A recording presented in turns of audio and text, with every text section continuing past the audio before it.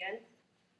A few opening announcements. If you want to earn CE credit for attendance at this board meeting, please see Dixie Van Allen at this time. Dixie's waving right there.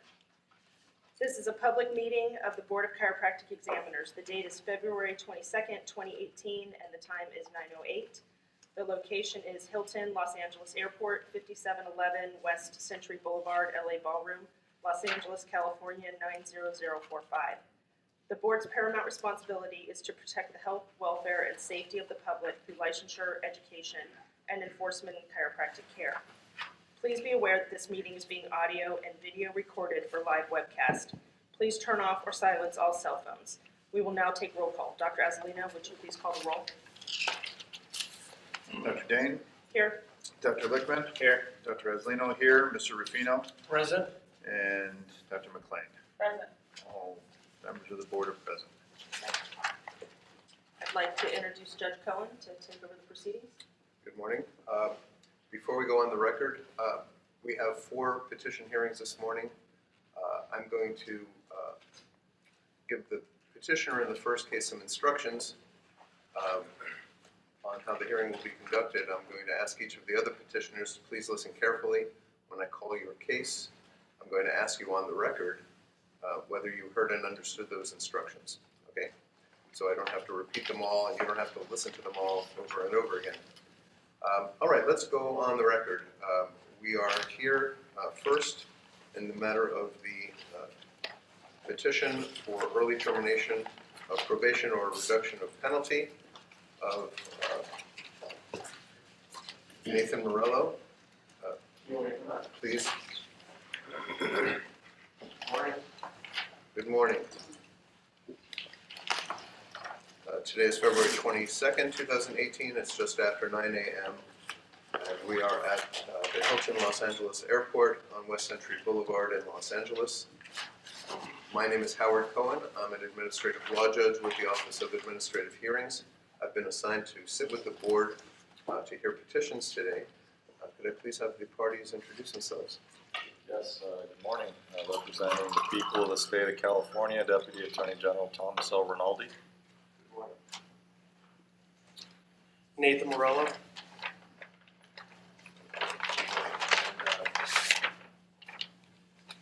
Roll was taken of the board, and there's a quorum. Mr. Morello, you are representing yourself here this morning? I am. Okay. Let me give you some brief description of the proceeding. First of all, I'm an administrative law judge with the Office of Administrative Hearings. That's a state agency that assigns administrative law judges to, among other things, sit with boards and conduct hearings for them. The hearing this morning will proceed as follows. Mr. Rinaldi will present your petition and any other materials he has. If there are additional documents that you're going to wish me to consider besides everything that's in the petition packet, I'll ask you to let me know that and give me a copy as well as a copy of Mr. Rinaldi and to the board members. I will then swear you in. You may testify as to why you believe your petition should be granted. Mr. Rinaldi will have an opportunity to question you after you finish, as will each of the board members. And then after the hearing, the board and the other 3 petition hearings, the board will go into closed session to consider the petitions and make a decision. A written decision will be eventually issued, and you'll receive a copy of that. But we won't find out the decision today. That's correct. And just as you did, please make sure you ask me any questions about the process that you may have. I can't give you legal advice, but I can explain what's going on here today. Now, we have a court reporter who is making a transcript of this proceeding and all the proceedings today. It's very important that no one speak over each other so that she can make a very clean transcript. You'll have an opportunity if you wish to order a copy of the transcript. All right, let's begin, Mr. Rinaldi. Would you like to introduce the exhibits first, or just give a brief opening? Why don't we start with the exhibits? Okay, exhibits in this case. Beginning with Exhibit A, consists of a memorandum to the board dated February 7th of 2018. The petition filed by Dr. Morello a statement that he provided, as well as various other documents. Ask that those documents be admitted as Exhibit A. I think everybody has a copy. Okay, any objection to my receiving those documents and evidence? No. Okay, those documents are collectively marked as Exhibit A. Thank you. And lastly, as Exhibit B, I'd like to introduce the petitioner's disciplinary record with the board. Okay, any objection? No. Exhibit B is admitted. And that is the entirety of the documents. Okay. In that case, I'll just give a brief opening on what this case is about. This case concerns Dr. Morello's license number DC 29332, which was issued on June 11th of 2004. Accusation number 2014-1003 was filed on July 30th of 2014, alleged violations of the Chiropractic Act and corresponding regulations regarding petitioner's failure to maintain records or make them available, failure to ensure accountable billings, and failure to obtain informed consent with respect to 5 patients. The accusation was resolved through a stipulation that resulted in a stayed revocation of the petitioner's chiropractic license, subject to 3 years probation on various terms and conditions, effective 11/18/2015. Probation is currently due to terminate on November 18th of 2018, barring any probation violation. Pursuant to the February 7th, 2018 memorandum included within the board packets that each of you have in front of you, there have been no known violations of petitioner's probation to date.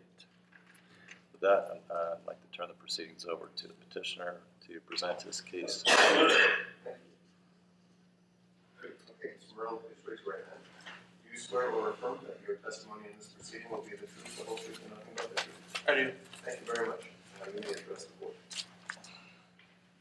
If there's anything other than what's in your petition materials or anything in there that you'd like to highlight for the board, go right ahead. The only thing that I recently had was just undergoing my accounting monitoring. He just sent me the report yesterday, so I just got a copy of it. But as the attorney said that, I've already been in compliance with all my accounting reporting. And the only other thing was that I completed the 2018 continuing education requirement for the coding and documentation. So those were the only 2 things that I don't think were in the packet. Whether you want those or not, I'm not sure. Do you have copies of those? I didn't. I literally just got it, and I flew out last night, so I wasn't able to make copies. We could stipulate that there's no violations. I've spoken with Is that the. acceptable? Yeah. Okay. Okay, there's a stipulation in that petitioner is in compliance with the terms of probation. Okay. Is there anything else that you would like to address to the board as to why you would like early termination or reduction? So I've done everything in my power to complete all this stuff that the board required. In addition to that, I've done extensive training with chiropractor Dennis Oseen, getting trained on how to do subsequent injury fund reports. I've done a bunch of those. I'm currently in nursing school right now, getting straight A's. I'll graduate in August and get a transition to be a nurse practitioner, hopefully in a few years. I have changed the practices at my office where I outsource all my billing. We've changed, after this incident, we've changed pretty much everything to be in compliance.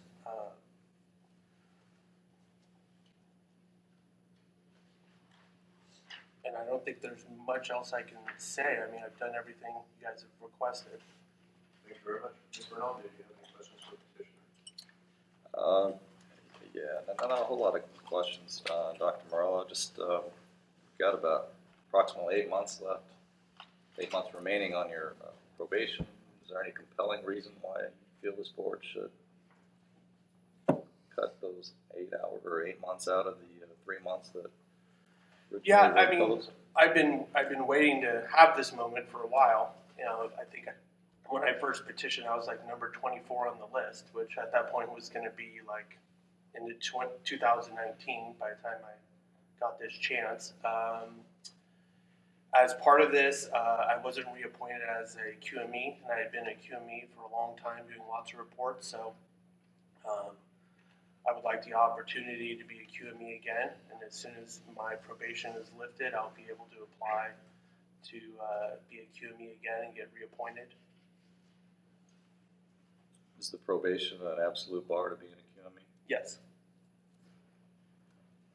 So that's your primary reason? That's the primary reason, and I'm also just, I don't know, there's nothing else for me to do except wait. I've already paid for everything, I've already completed everything, and, I think I've done my time, I guess. Do you now keep copies of patient files? Yes, Back them up digitally if they're digital? correct, yes. Got no further questions, Your Honor. Okay, I'm going to ask the board members individually whether they have any questions. We'll start on my far left, and please state your name before you ask your question. Dr. Dion McLean, and just wanted to ask, what is your plan to begin practicing again, or if we decide that we should lift this or reinstate it? I've never stopped practicing. What is your plan as far as nursing? Are you going to continue as a chiropractor, or are you planning on utilizing your nursing degree? I don't know yet. I mean, it's pretty hard to get a job in San Francisco as a nurse. So the plan is to get a job and then apply for nurse practitioner school, but they usually require a year of nursing experience. So my plan is to do both until I become a nurse practitioner. But that's like a 5-year plan. Does that answer your question or no? Yes, that answers my question. But the plan is to do both. Okay. I have nothing further. Thank you. Any other questions on my left? No, you are. I have no questions. I have a question. Dr. Heather Dane, it's D-E-H-N. In your packet for the answer to question number 3, it says, I've been practicing at Morello Family Chiropractic since the date of the disciplinary action. I've been a QME writing reports and examining patients at 10 satellite locations. So, and then further down at number 6, it says, as part of writing QME and SIF reports, I do extensive research. So are you a QME? No, I lost my reappointment. Okay, so I don't understand the answer to the question then. I don't remember the question. I can look it up. The question is, describe fully your activities and occupations since the date of the disciplinary action, include dates, employers, and locations. And so it's I guess I'm just kind of saying like how I was making money. that you had been a QME, but you have not been a QME since you've been on probation. I was, and then I've been writing SIF reports. I lost my reappointment in March of 2017. 2017. Okay, thank you, that clears it up, thank you. Dr. Sergio Azzolino, what systems are you currently using, Dr. Morello, for medical records or billing? We use Office Ally for all of our scheduling appointments. I use a billing service down in LA for all my insurance. I use medical experts. They're the ones who do. So as part of being a QME, when I lost my reappointment, I'm still able to do supplemental reports and depositions. So the company I was working with, they still do the billing for that. And for SIF work, medical experts, they're the ones who do the billing for that. As far as like documentation in the office goes, we do handwritten notes, exam forms. I type out soap notes for PI or comp cases. So my understanding is this disciplinary action is as a result of you stating you gave away all the original documents. So what assurances do we have that you have backed up a copy of these files or whatnot? So Yeah, we make a copy of everything. I mean, essentially, when I was with ASHP, I was filling out all the forms electronically. It wasn't like I didn't do any of the stuff. I mean, I was filling out all the physical exam forms. filling out all that stuff electronically. So I guess my fault was that I didn't print out the things I had already electronically filled out. And when I was on, they had some sort of like advisor with me through ASHP. They wanted all the original copies, so that's when I sent it down to them. And then when I decided not to work with them anymore, they didn't send them back. Help me out here. Yeah. As a doctor in practice, do you not have patient histories and patient records that you reflect back on? Yeah, we have all that. One moment. Sorry. As I said, please don't speak over anyone so the court reporter can make a clean transcript. I understand. Now the question is finished. You may restate your question, please. So, how are you backing up those patient records right now? We make copies of them? Copies stored in the office? Yeah. Okay. Good idea, unsolicited advice to back them up outside your office, should there be tsunami or something of the sort. How many patient interactions have you had since commencing probation? How many? Like how many patients have I A seen? week or so. Now, we have to be assured that, you know, you can have probation monitoring on 1 or 2 patients a week. It's very easy to keep records of 1 or 2 patients a week, but I think the trouble that most of us run into is when you're dealing with some significant volume, and your patients fall to there. So I see about 40 patients a day. So Okay. whatever, and I work Tuesday through Friday. Okay, no further questions, thank you. Any other questions from any board members? All right, Mr. Rinaldi, anything else? Nothing further, Judge. Did you wish to say anything in closing? That's the board members' discussion. Okay. Anything further, Doctor? No, I mean, I just, I'm not sure what else to do, and then I'm hoping that you will, release me from this probation so I can apply to the DWC and get my QME license back. I'm excited to move forward in my life. So I went to nursing school. It's been very rigorous, and that, I'm trying to do the best always to treat everyone and all my patients, as best I can. Thank you very much. With that, the matter is submitted, the record is closed, we'll go off the record. You may take a transcript order from the court reporter. And Do I have to read the petitioner? You do not. I'm done, right? You have to send me a letter? I beg your pardon? Do you know how long it takes to find out? The board has 100 days to issue a written decision. It will probably be before that. Okay. Thank you. Thank you.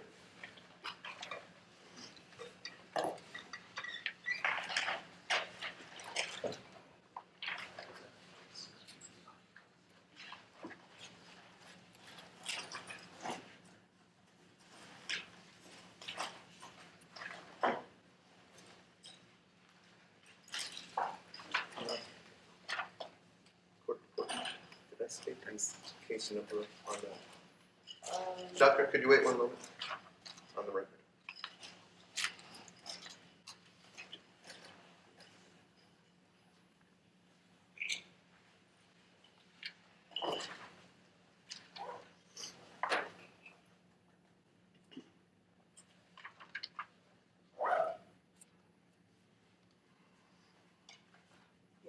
Thanks. Thank you. Okay. You're excused. And would Alia Tomaszewski come up to the table?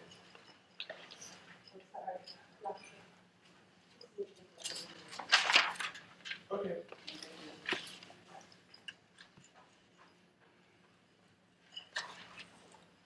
Doctor, did I pronounce your name correctly? Yes. Okay. Great. Have a seat.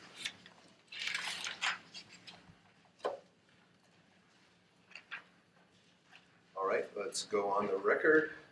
We are here in the petition for early termination of probation of Alia Tomaszewski, OAH number 2018-011052, case number SI 2015-1037, today's February 22nd, 2018. It is now about 9:30 a.m. and we are at the Hilton Los Angeles Airport on West Century Boulevard in Los Angeles, United Howard Cohen. I'm the administrative law judge with the Office of Administrative Hearings, assigned to sit with the board and conduct this hearing. The parties introduce themselves, please. Good morning again, representing the people of the state of California, Deputy Attorney General Thomas L. Rinaldi. Good morning, and there is a quorum of the board. And the petitioner's statement, please. Yes, Alia Tomaszewski? And you are self-represented, correct? Yes. You don't have an attorney today. Were you present during the first hearing? Yes. Did you hear my instructions? Yes. And did you understand them? Yes, I did. Do you have any questions about them? No, I do have some additional documents. Okay, very well. Why don't we go off the record while you give Mr. Rinaldi and the board members a copy of those? Okay. Off the record.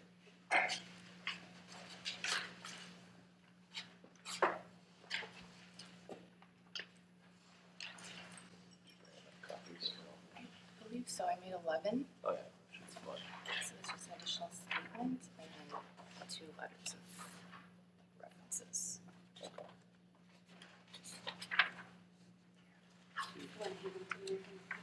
Okay, great. Thank you. There's 3, yes.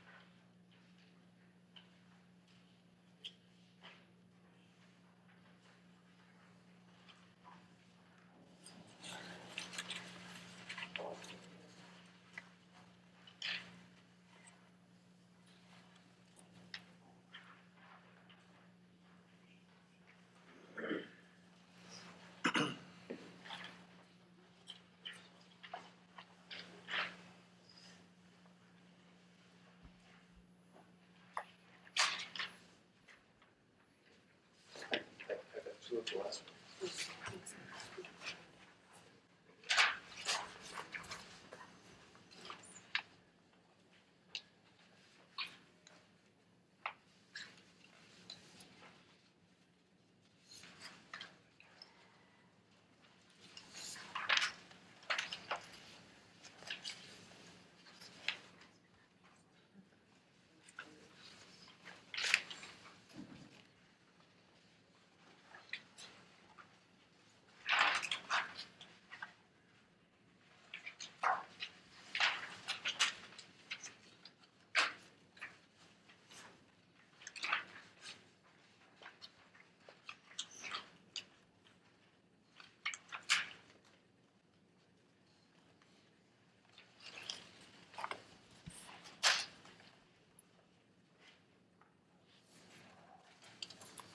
All right, let's go back on the record. Petitioner's additional documents have been distributed to Mr. Rinaldi and to each of the board members and to me. Ms. Rinaldi, let's get to your documents.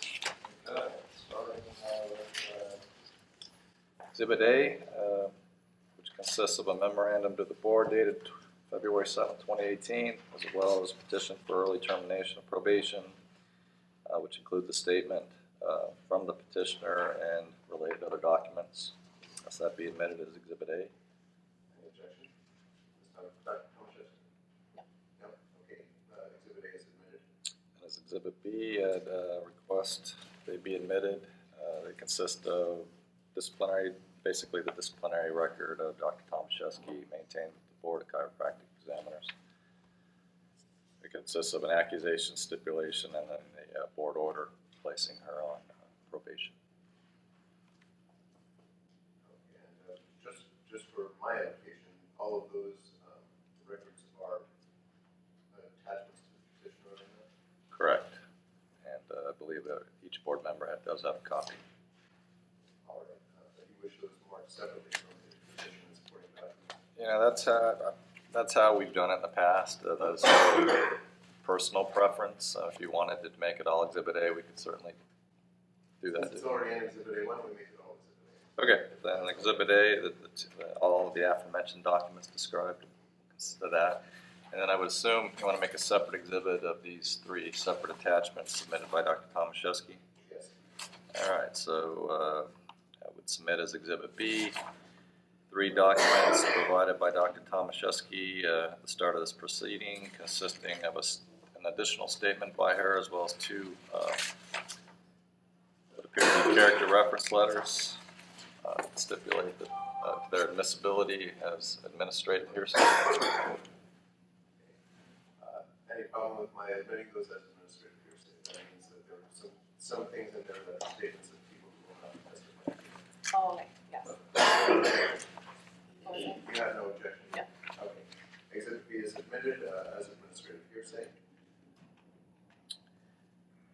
Okay. Now that takes care of the documents, I'll provide a brief statement concerning Dr. Tomaszewski. She applied for a chiropractic license in 2014. Her application was denied, which resulted in the filing of Statement of Issues number 2015-1037. The Statement of Issues was filed as a result of 2 misdemeanor convictions for driving under the influence of alcohol, which occurred in 2007 and 2013, respectively. The Statement of Issues was resolved through a stipulation that resulted in the issuance of chiropractic license number 33372, which was immediately revoked, stayed, and placed on probation for a period of 2 years, effective August 28th of 2015. Her probation would have expired on August 28th, 2017. However, due to several periods of tolling, it has been extended to a date uncertain, given the fact that she's currently tolling. Pursuant to the February 7th, 2018 memorandum, which is included in the board packets that each of you have before you, there have been no known violations of Dr. Tomaszewski's probation to date.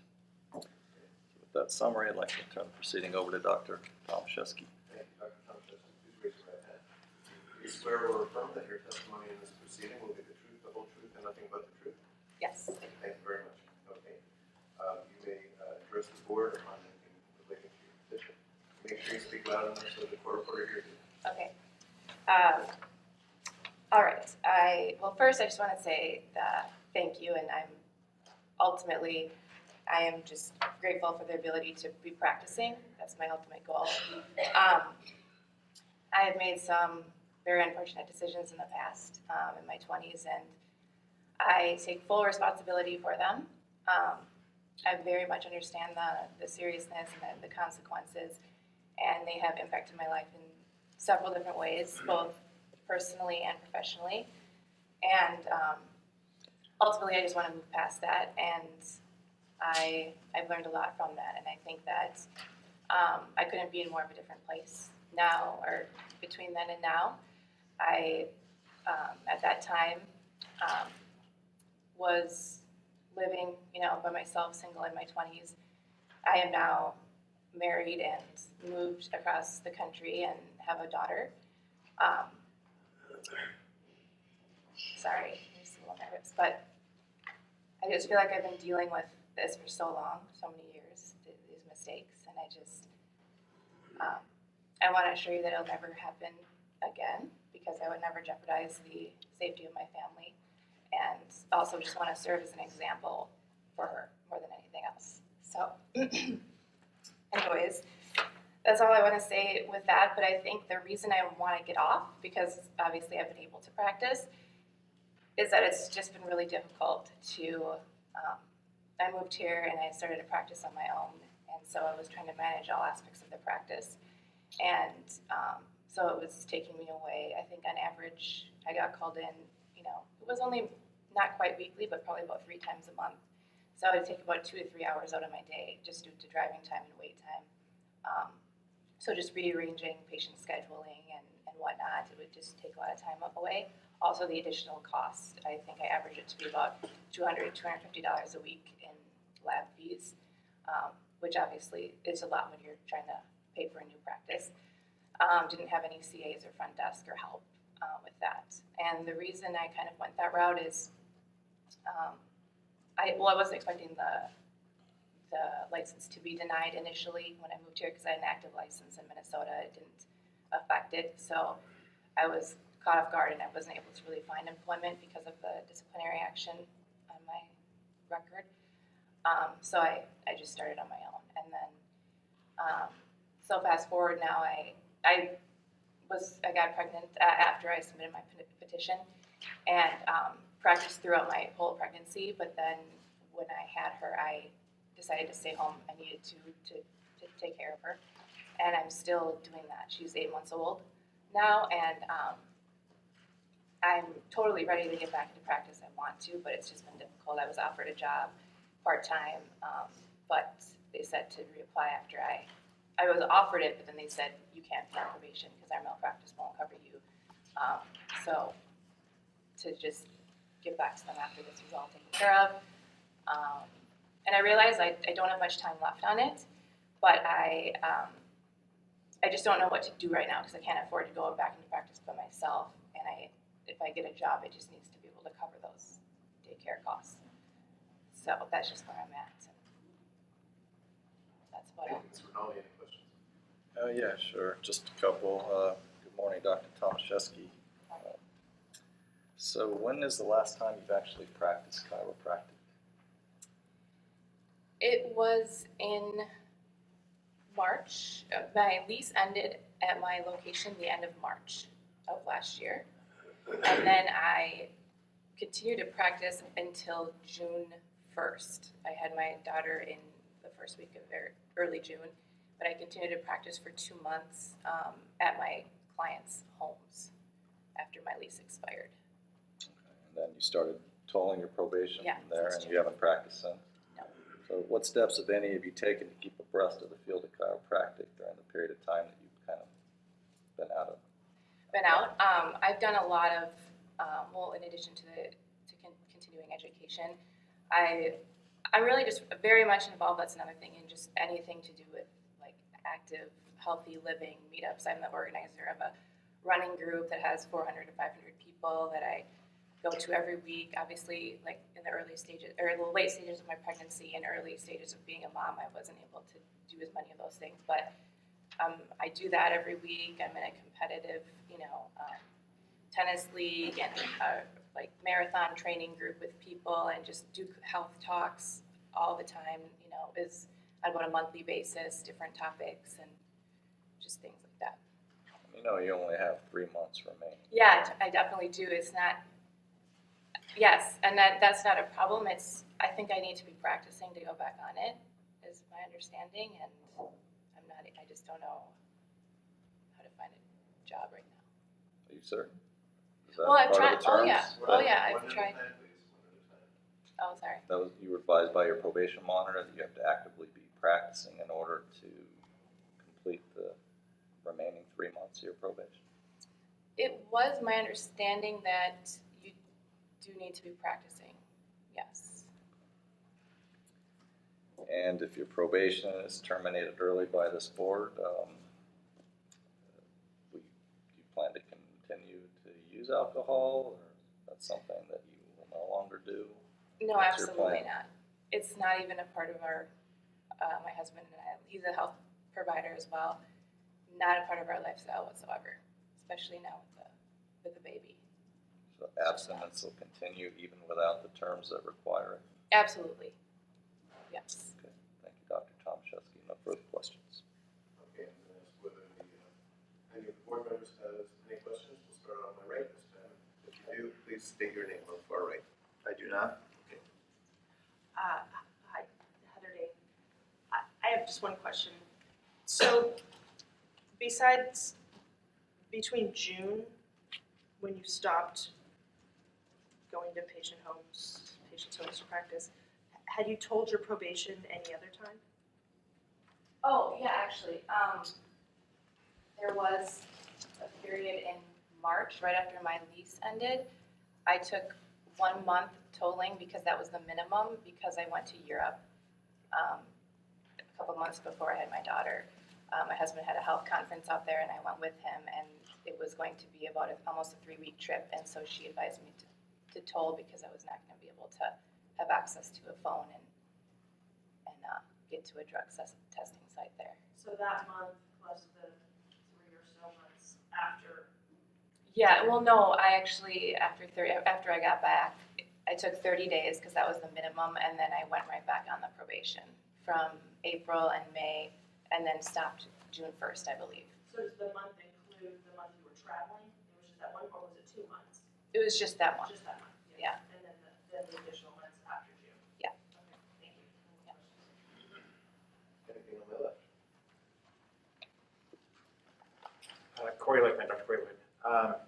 What continuing education have you done? You said you've done stuff, but you didn't supply anything to us to show us that you've done anything for this. Oh, I could provide some copies of that if I have it. I've done mainly lab nutritional ones with a company called Biotics Research. I think I did 2 different seminars with them, and then I also went to the annual CCA convention, which is down in San Diego, Paradise Point. I did that, and I did, I believe, 2 other online seminars with like sports injuries and running injuries that I can give you some. I could give you copies of those through the Northwestern Health Sciences website. They offer online continuing education, and that's where those came from. But I haven't taken any continuing education for the past 8 months. Good morning. My name is Frank Ruffino, Ruffino, and I apologize in advance, I have a little sore throat. So please excuse me. But I have 2 quick questions. Okay. First one is on your application to the petition for early termination of probation on page 2. I don't know if you have it in front of you. Yeah. On the very top, I believe it's the 3rd question, it says, asks, have you ever had disciplinary action taken against your license in the state or any other state, and you marked no? Is that an accurate answer? No. Can you state again where that is located? So page 2 of the petition. Oh, yeah. Right here? On the very top, yes. So if you look at the 3rd question from the top, have you ever had disciplinary action taken against your license in the state or any other state, and you answer no? Oh, yeah, no, that would not be accurate. I think I was thinking in terms of, since that incident, or since the probation, like anything additional against it. But no, that is not correct. If it's talking about, obviously, I'm on probation for a reason. So that's wrong. Okay. Sorry. The other quick question that I have, if you look at your responses that you provided, the very first page, the bottom paragraph, which deals with travel limitations, if you have that page in front of you. Yes. So your first sentence says, quote, being required to locate a testing center while traveling was not something I was aware of when agreeing to the terms of the probation.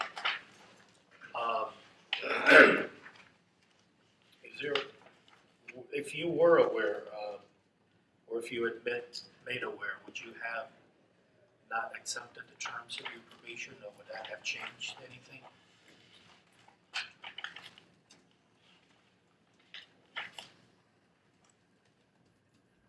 I'm not sure.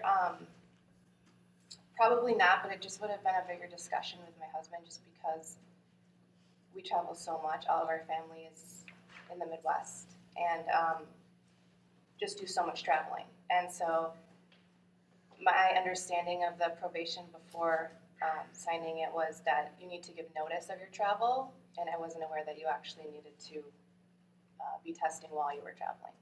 So it was a big deal for me, but I mean, I probably still would have because I want to practice here, and so yeah, I probably would have. But again, it was kind of this discussion of should we go back to Minnesota because I didn't have this on my record there. You know, I had an active license, and so it just would have been a bigger conversation. But I probably still would have. Okay, thank you. No further. Anything else? With Dr. Dion McLean.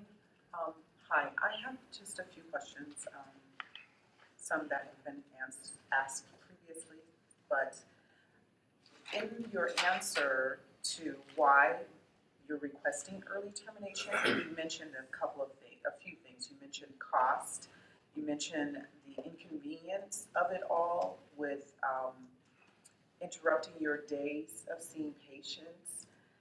You mentioned travel limitations.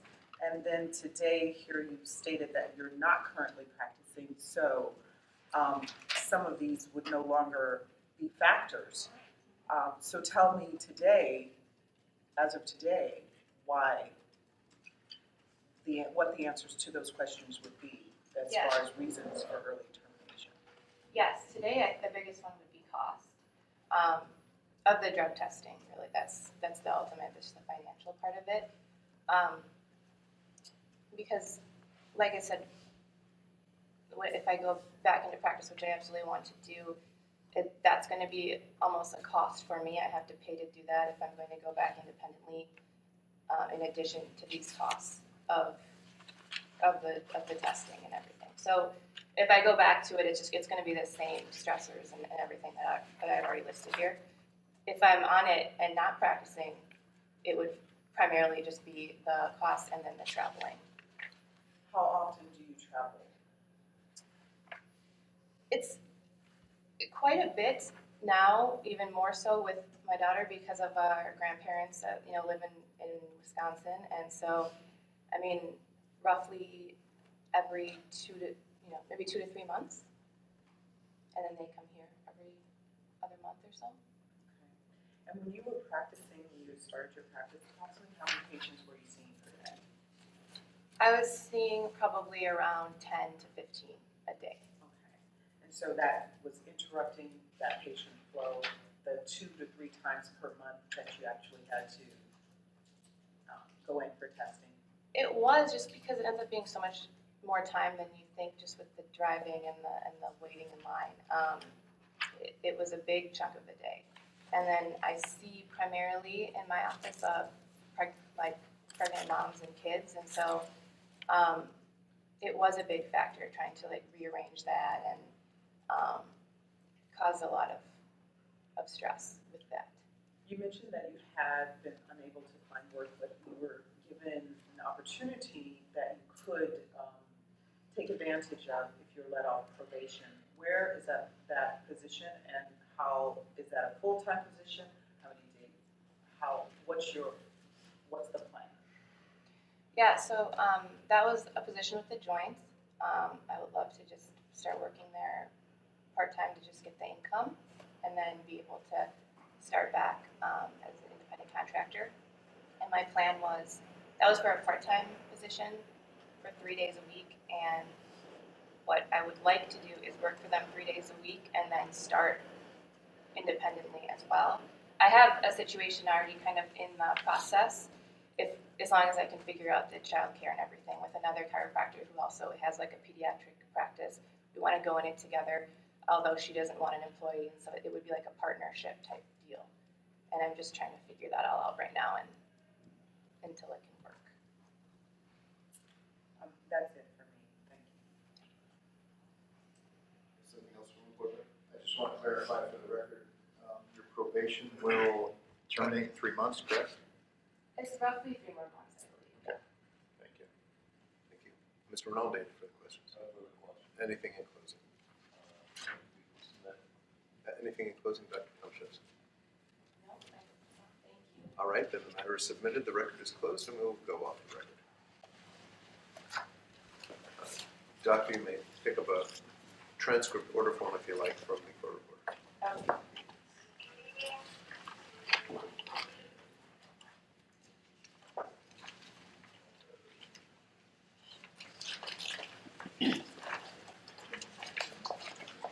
Dr. Acosta, why don't you come up when Dr. Tomaszewski has left the table?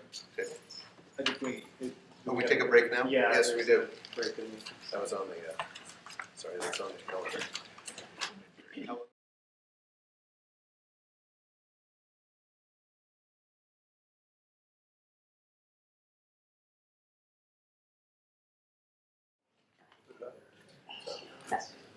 Good. Yep. Go back.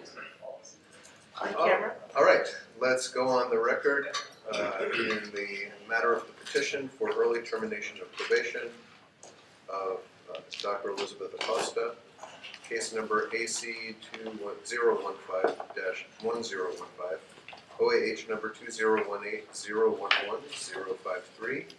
It's February 22nd, 2018, 10:10 a.m.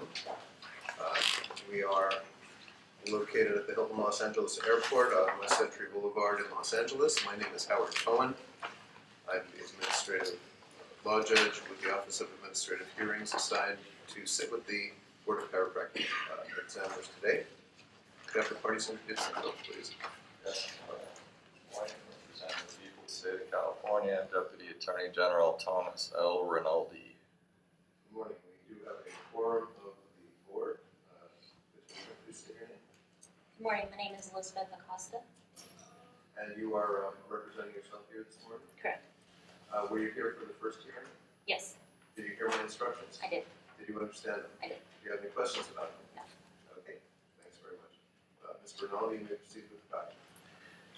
Thank you, Your Honor. I'd like to introduce as Exhibit A the documents for this matter concerning Dr. Elizabeth Acosta, consisting of a memorandum to the board dated February 7th of 2018, petition, a statement by Dr. Acosta, various other documents, including the petitioner's disciplinary record with the Board of Chiropractic examiners. I ask those documents be collectively admitted as Exhibit A. Any objection? No. Those documents are admitted as exhibit A. Does the petitioner have any documents that are not already in that package? Yes, I have prepared a statement that I decided to type up. I don't know if you guys would like it, but I have copies for each and every one that I will be reading today. Okay, let's go off the record while you give Mr. Rinaldi and the board.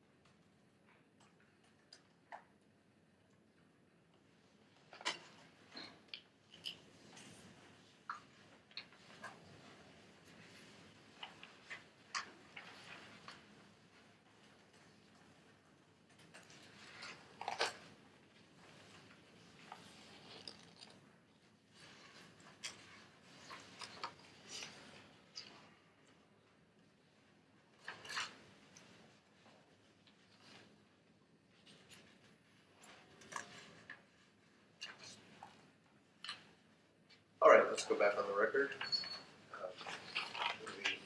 Each of the board members and Mr. Rinaldi has received a copy of Petitioner's two-page February 22 statement. I'm going to mark the statement as Exhibit B. Any problem with that? No objection with that coming into evidence? All right, Exhibit B is admitted. Mr. Rinaldi. Judge. This matter concerns a petition for early termination of Dr. Elizabeth Acosta, who was issued license number DC 30542 on March 13th of 2007. Accusation number 2015-1015 was filed on November 10th of 2014 and alleged violations of chiropractic laws and regulations as a result of 2 misdemeanor convictions for driving under the influence of alcohol, which occurred in 2011 and 2014, respectively. The accusation was resolved through stipulation, which resulted in state revocation of the petitioner's chiropractic license, subject to 3 years probation on various terms and conditions, effective October 15th of 2015. Petitioner's probation is currently due to terminate on October 15th of 2018, barring any probation violations. Pursuant to the February 7th, 2018 memorandum included within the board packets, there have been no known violations of petitioner's probation to date. With that summary, I'd like to turn the proceedings over to Dr. Acosta. Dr. Acosta, please raise your right hand. Do you swear or affirm that your testimony in this proceeding will be the truth, the whole truth, and nothing but the truth? I do. Thank you. As you have seen, the board members have read your statement, Exhibit B. Is there anything you wish to say to the board? I just want to very much apologize for upsetting and disappointing the board. I realize, like in my first paragraph, that in my initial letter, the outside life isn't a reflection of my chiropractic practice. However, in hindsight, I do believe that whatever I'm doing, personal life is going to hinder me as a professional. I don't, in my opinion, if I found out that a chiropractor was continuing disobeying the laws, I wouldn't want to go to him or her just because of that negative connotation towards that person. I've become such a healthier, better person because of this in hindsight. I realized that my relationship with alcohol was completely negative, and I cannot fall back in those patterns. And I'm healthy, physically, mentally. I've been working out all the time, and health is my passion now. And not having alcohol for so long, I don't even know if that's going to be a factor in the future, because I've been healthy without it. I've had plenty of griefs while on probation, and not once did I want to call up friends and try to drown my sorrows, if you will. I found other outlets to get over grief, stress, depression. And I want to assure the board this will never happen again, because I'm engaged, I'm going to get married this year, start a family, and I can't jeopardize my family or the public at all. Thank you. Mr. Rinaldi, any questions? Yes, thank you, Judge. Good morning, Dr. Acosta. One of the questions in the petition asked why you wanted to terminate your probation early. Your response wasn't really on point. Can you give us a brief summary as to why this board should terminate probation and be on? Right. I mean, I did write this letter. A lot of it, I have a reflective past reflection. I have this huge cloud of burden, just guilt continuing over. And the 3 times that I have failed to call in, it's that rush of like you feel like you just got pulled over. You're hot, and I don't want to feel that continuing on. I know it's until October, but I want to be able to remove this cloud and continue to practice without the fear of potentially losing my license. I'm a better person.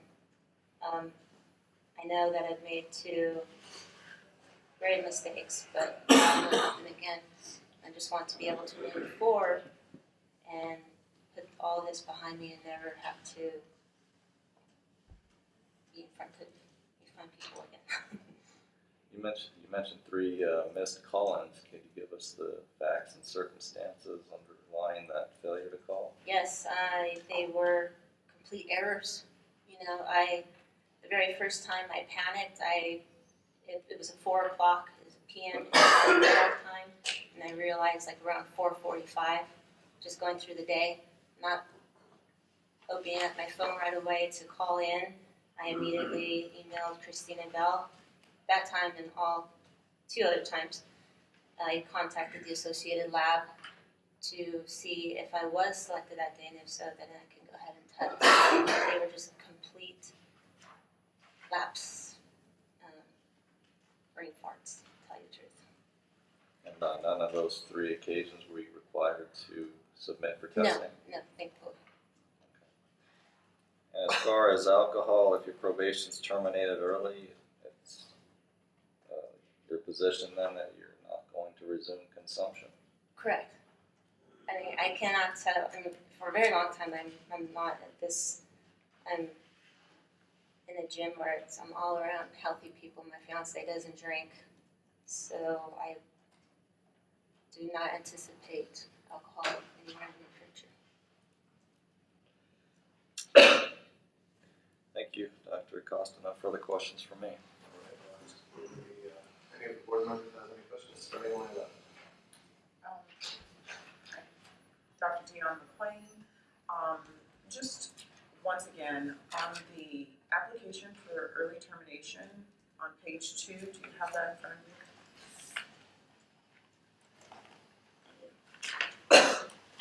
The third question down asks, have you ever had disciplinary action taken against any professional license in this state or any other state? And you answered no. Can you explain that? Criminal, no, besides the discipline action within the chiropractic board. Perhaps I'm not fully understanding the question. The question asks, have you ever had any disciplinary? It doesn't say besides the chiropractic board. That's what I'm trying to clarify. That the basis of that question includes your current situation. Okay. As far as the DUIs, then I misinterpreted the question, so then that would be yes to previous misdemeanors. Okay. And again, you mentioned that you have other methods of dealing with stress. Do you have a problem with controlling alcohol, or do you have any methods in place? I don't have a problem with alcohol. I had a bad lapse of judgment, and in hindsight, I was looking through it, and the relationship became negative when I lost my father. And now I realize I just made 2 awful mistakes because of grief. I know that grief wasn't there right in front of me when the 2 actions happened, but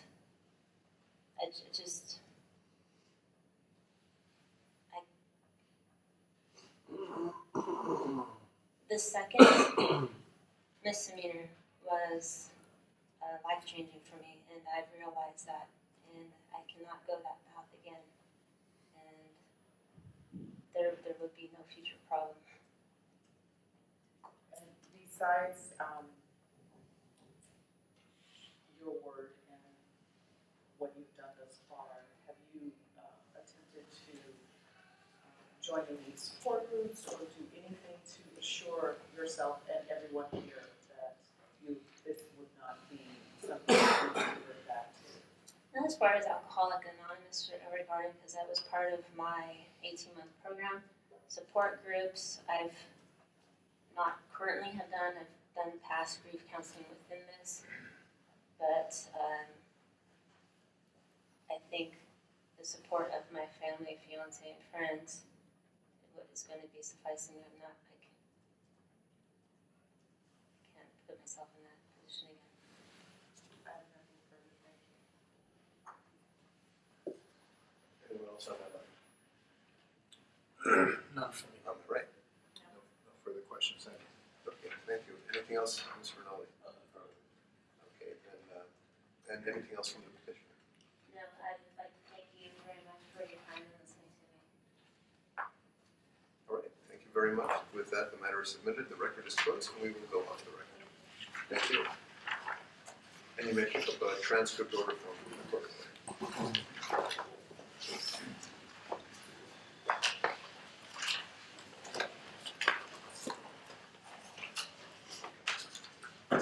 Mr. Parks?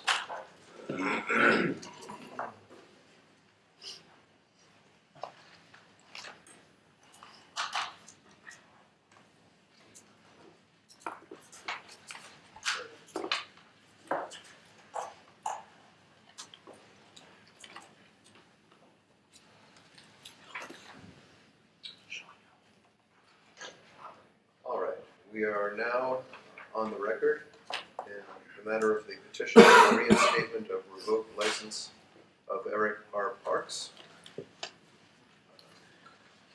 OAH case number 2018-011051.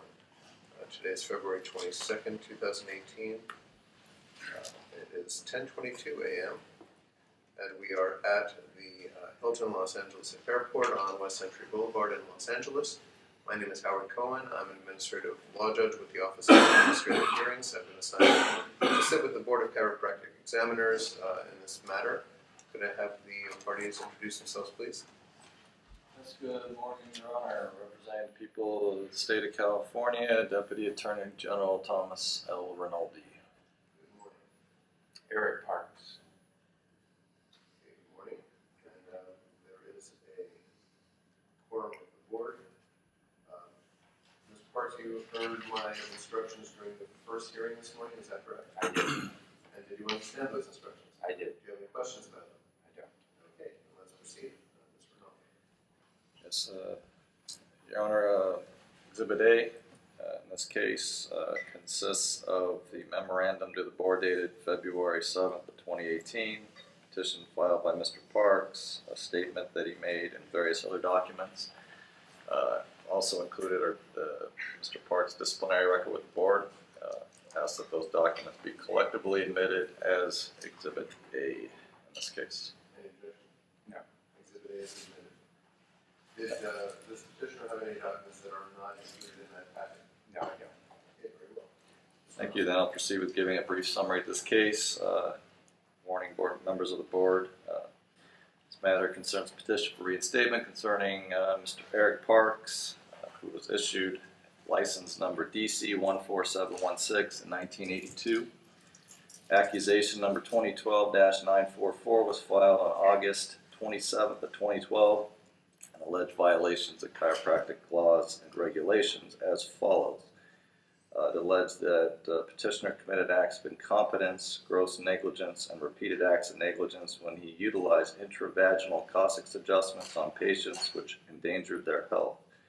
Petitioner also touched, rubbed, massaged, and/or manipulated the genitals or breast areas of female patients under the guise of what he referred to as applied kinesiology.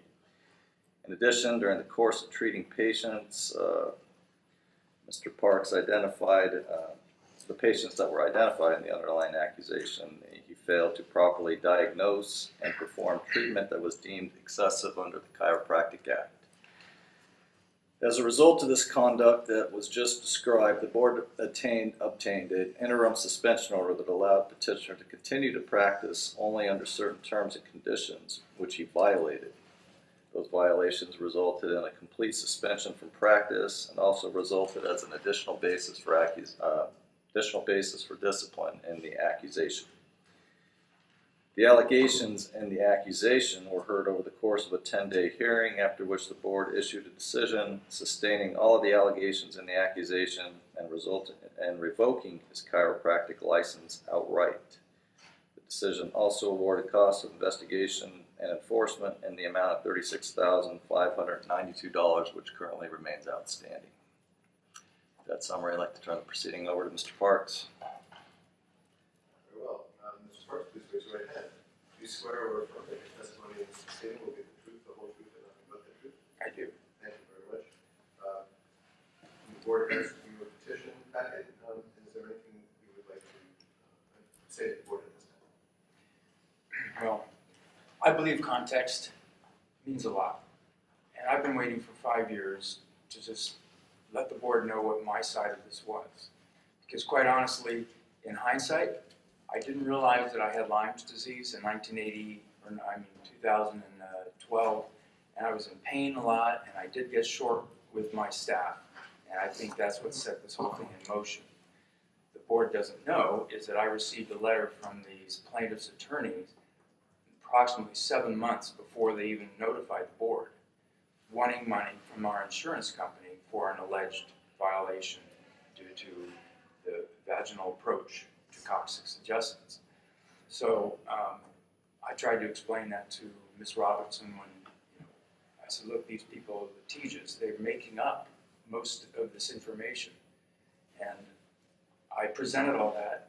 I had 6 witnesses who were willing to testify on my behalf that for some reason didn't get on the docket because we had 3 or 4 days of anatomy lessons to show why an intravaginal approach to a coccyx adjustment would be harmful.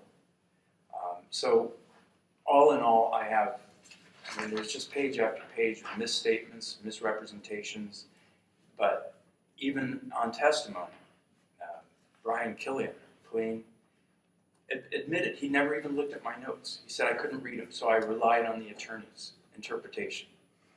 There were so many misrepresentations, misstatements, and flat out just false statements that carried through to the judgment that I wanted to appeal this. But of course, as I mentioned earlier, I had Lyme's. I didn't know it at the time, but I was in so much pain that I turned my practice over to somebody else. I ended up with 2 hip replacements, 4 months of intensive care, and never thought I would be able to practice again, which is why I wrote a letter a couple of years ago asking for retirement of my license, because I couldn't practice at the time. I didn't think I would ever be able to. So now I sit here and I would love to have my license back. I'm not in a financial position to pay back restitution or the $36,000, whatever was mentioned there.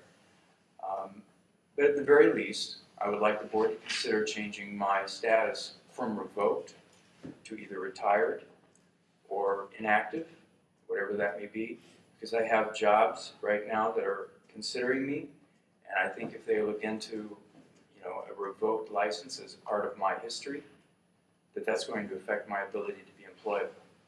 And so bottom line is I would like the board's judgment to just basically change my status from revoked to inactive or retired, whatever is appropriate.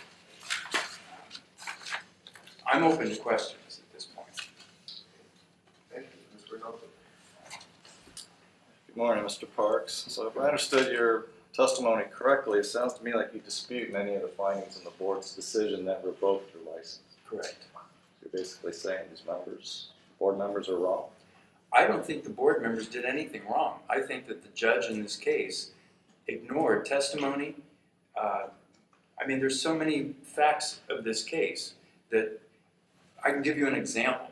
There's hundreds actually, but one, they said that in order to, and realize that the only reason I did this, for example, is because the course that I took in college, I was doing a paper on hemorrhoids. And this is for Carolyn Wheeler's class. And I happened to ask when we were going through the whole instruction on how to do tailbone adjustments. I said, well, what if a person does have hemorrhoids? Is there another way that would be acceptable? Can you use an intravaginal approach? She said, sure, that would work as long as you still have the same protocols that you would do for a rectal approach. That may be. Do you understand, though, the decision that revoked your license came from these board members? And they were relying on an administrative law judge who interpreted all the testimony, in my opinion, in a biased way, such that I did not get a fair trial. I realize I have appeals as a process, but I didn't have the money to go that route. So So to be clear, you disagree with the board. I disagree with the decision of the board. And do you understand that in order for the board to grant your petition for reinstatement, that you bear the burden of establishing sufficient rehabilitation? Rehabilitation, That's the sole issue today, is whether you've been rehabilitated okay, from the conduct that the board found that you committed. okay. You I understand that? what you're saying. Okay. Sure, how that I works. note in your letter that you accompanied your petition, it states, "I have not engaged in any rehabilitative or corrective measures." Is that accurate? Yeah, it's accurate, but I don't know what corrective measures the board would like me to take. I mean, throw it out there. I'm willing to listen. You understand that accurately represents your position, and you can't meet your burden here today in establishing that you've been rehabilitated.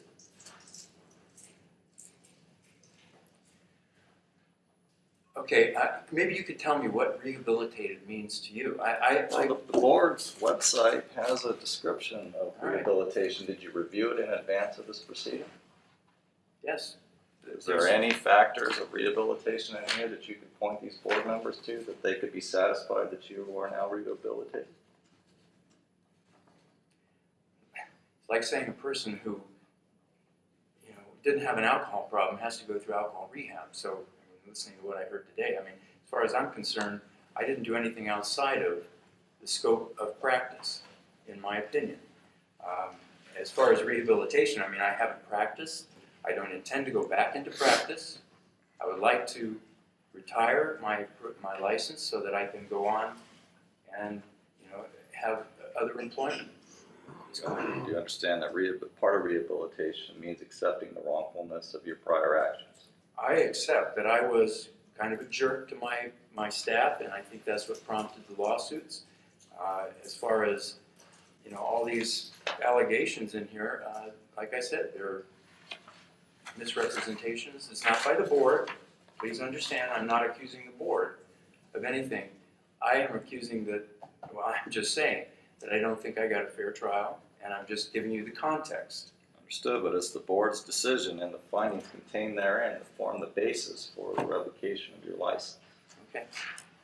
You disagree with most of the contents of the decision, correct?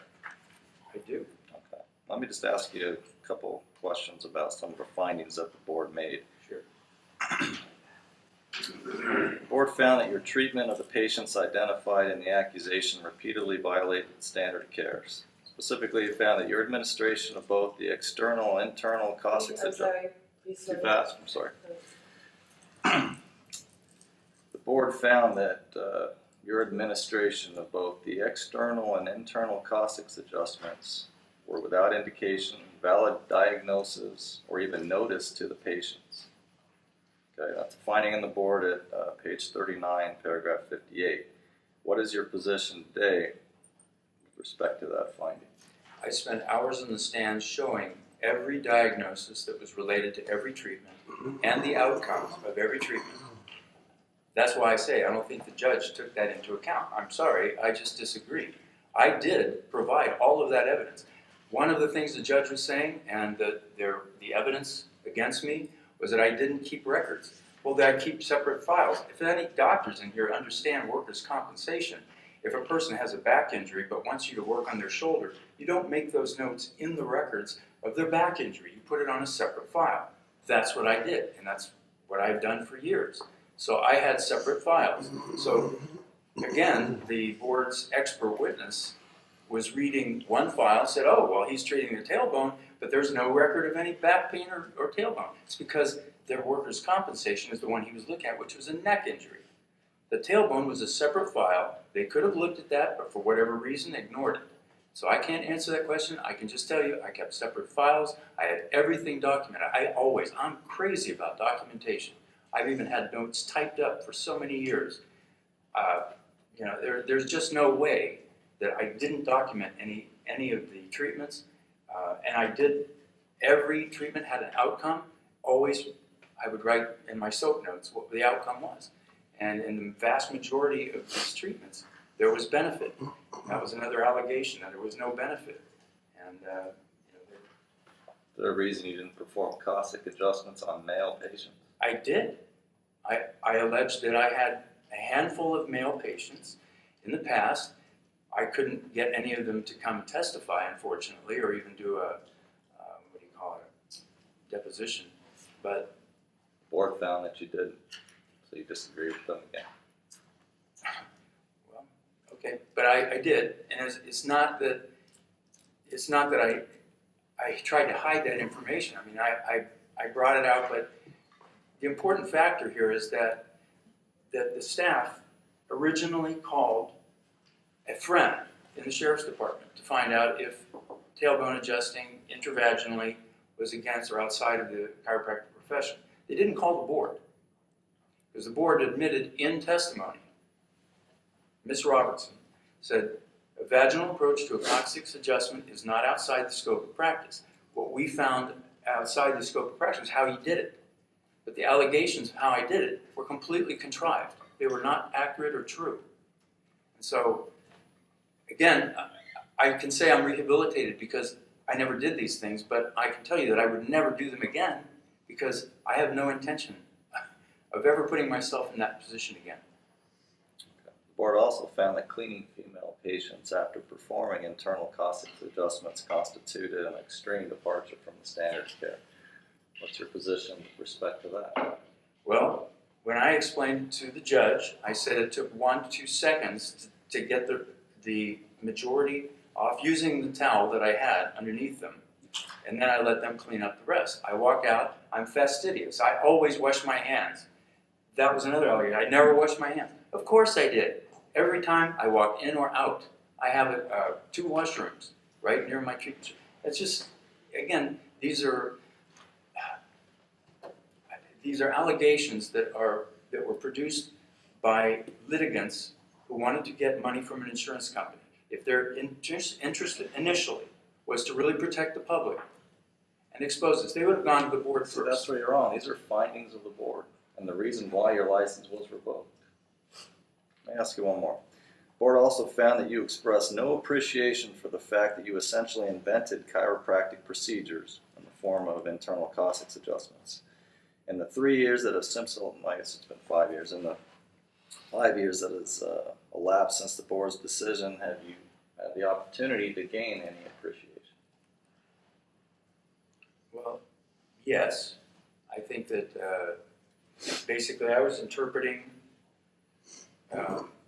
my experience in chiropractic school. Again, I refer back to the study with Dr. Carolyn Wheeler, but over time, in fact, there was an allegation by one of the plaintiffs that I came back from a seminar and said, oh, I found that, you can do this. Well, that wasn't what happened at all. I was at a seminar in Washington, happened to talk to a female doctor up there. We got talking about tailbone adjustment. She said, well, Washington has the protocol for that. That's what I was talking about, referring to. There is a state, okay, California doesn't have a protocol. How to address that? I felt like I was unfairly singled out here because there was no protocol by the board on how to approach an intravaginal approach to a coccyx. And again, this isn't something I did very often. This was probably 25 times over 30 years. And most of those, well, if not all of them, were because of women who complained that they had hemorrhoids and they didn't want to have the rectal approach because of pain. And so if you want to call it invented that, but it really was just... I didn't call it that, the board did. Well, the board is saying that if I invented that, then that means that they're unaware that people out there do it. But if they're unaware of that, I'm telling you, Washington State has a protocol for it. So when my attorney tried to introduce that in court, of course, the law judge said, I don't want to hear anything about Washington State. So... Well, let's just say, despite the fact that you seemingly dispute all of the board's findings that resulted in the revocation of your license, let's say they were to issue a restricted license following today's proceedings, how could it be sure that you would comply with any terms and conditions that would be set forth in that decision, given that you failed to comply with the ISO order that also had certain terms and conditions, which necessitated another appearance on an ISO proceeding to get the full suspension prior to hearing on the accusation. The assurance is that I have no intention of practicing chiropractic, and I'm certainly not doing tailbone adjustments for anyone. I refer to other people who, in my town, will do them. I mean, I would be open to suggestions other than that. You have no intention of practicing chiropractic, even if you were reissued a license. Well, once again, to review, I wanted to, my ultimate goal was to change my status from revoked to either retired or inactive, meaning that I'm not practicing. If the board decides to give me a restricted license, at that point, right now, in my office, and again, I rent space to the person that I gave my practice to, and I have a nutrition practice that I use there. So it's my wife and I, we're the only two in the office right now, other than the doctor that's taken over the chiropractic practice. Well, that may be, but the ISO that was imposed, the first one, just imposed partial restrictions to your practice unrelated to Cossack's adjustments. Sorry, what is an ISO? Interim suspension order, Okay, you recall receiving one? which one? It was 5 years ago, so refresh my memory. What was that? An ALJ imposed a partial ISO which required that you have a female monitor at all times, Yes. maintain certain records. Well, you violated that when the board brought in an undercover investigator. So it had nothing to do with Cossack's adjustments at the time, but the fact that you violated those limited terms and conditions, in light of that, what assurances could the board have that you would comply with any terms and conditions that would be imposed as part of a restricted license? Well, I would always have, I actually have I've always treated with the doors open, of course, except for the Cossack's adjustment. So with that, like I said, my wife is the only other person in the office right now, so I would have oversight. I mean, I don't have any other staff people that would be able to come in at this point, because I don't hire anybody else. Okay. Thank you, Mr. Parks. I've got no further questions. Any questions from the board members starting with Larry? I do. And remember that here. Dr. Sergio Azzolino here. You referenced a nutrition practice. Yes. What are you currently doing? Can you explain that, please? Well, in my rehab from Lyme's disease, I did a 6-month online course to become a certified nutritional therapist. And I've been practicing nutrition since day one, but this has helped me with a lot of the research that's going on with DNA and all that. So I'm doing a lot more with, and that's one of the jobs that I want to get, is a company that deals with DNA testing and nutrition and so forth. Which company is that? I'm not at liberty to talk about them yet. I just signed a memorandum, and but it's they do DNA testing for nutrition. So are you interpreting lab tests and diagnosing people with Lyme disease? No. What exactly are you doing in that regard? With nutrition? Well, I'm basically helping people with their lifestyle changes that they need to make to live a better, healthier life. I mean, this is what I've been doing since the beginning, except I'm not doing the chiropractic part of it now. So I do a lot of consultations, testing, what do you call them? Surveys. Yeah, I'm sorry, I don't mean to sound argumentative. I'm just Yeah. clear on what exactly testing are you doing. Well, I review tests that they've had done. Can you be specific, please, on which tests you're? Well, whatever tests they've had done, and if the chiropractor that I'm working with wants to run tests with me or whatever, then he'll refer them. Okay. So there is a chiropractor in the office? Yes. Currently? And if there are tests going out, are those going out under his or her name? Yes. And additionally, I've been in practice 23 years. I've seen my fair share of coccyx injuries as recent as last night, about 6 p.m. Mm-hmm. Usually following traumas and sports injuries. Of the 25 that you said you've done, how many of those did you take x-rays on? Maybe half. And you felt comfortable doing an intravaginal coccyx adjustment to reposition the coccyx without looking at any objective reading it? Well, if extra is the only objective finding that you're considering, then probably there's about half of them that I used other techniques to evaluate. The record states you use muscle testing to evaluate. That's one of the methods that I still use, muscle testing. So enlighten me here on what other objective methods there are to determine if the toxic is displaced. Pain, tenderness, swelling, weakness, muscle weakness due to nerve irritation. And I think all of us would agree that those are things that you probably have with sprain, and Correct. standard of care certainly is an external approach, and it's a rarity to do an internal approach unless there's displacement of the toxic. And it seems like most of the experts have agreed to that. So are you privy to some other information? Well, I will give you the context of this in the testimony, and I showed this on my records. Everybody who received a interrectal or an intravaginal adjustment got external treatments first, 2 to 3 at least. If they didn't respond to that, then I would recommend one or the other, and I would give them, I have charts, everything that I showed them, so there was allegations that I never explained what I did. Of course I did. I have I showed in testimony all the charts that we used and explained beforehand.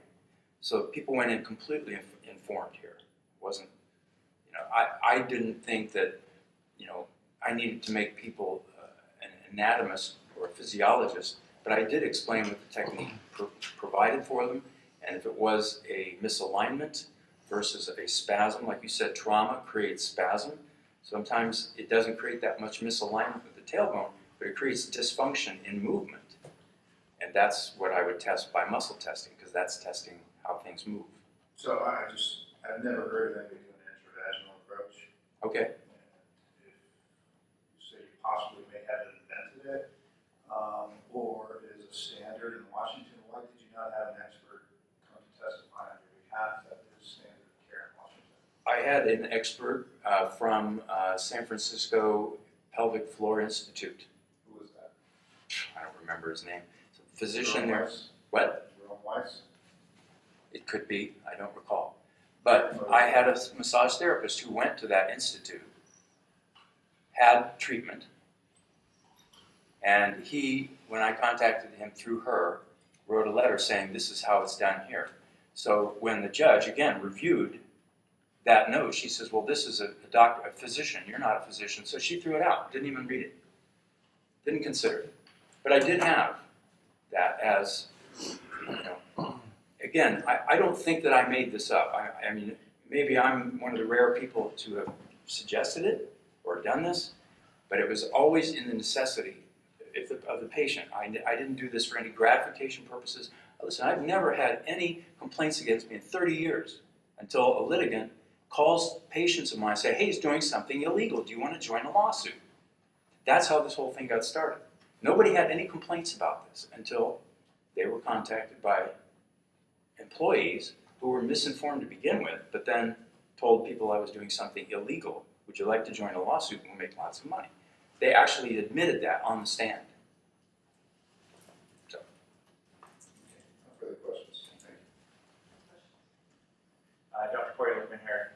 Just for the record, and again, make this clear, is you're not looking to reinstate your license. You just wanted the board to mark it as inactive or retired. That's my ultimate goal, yes. Any further questions from the board?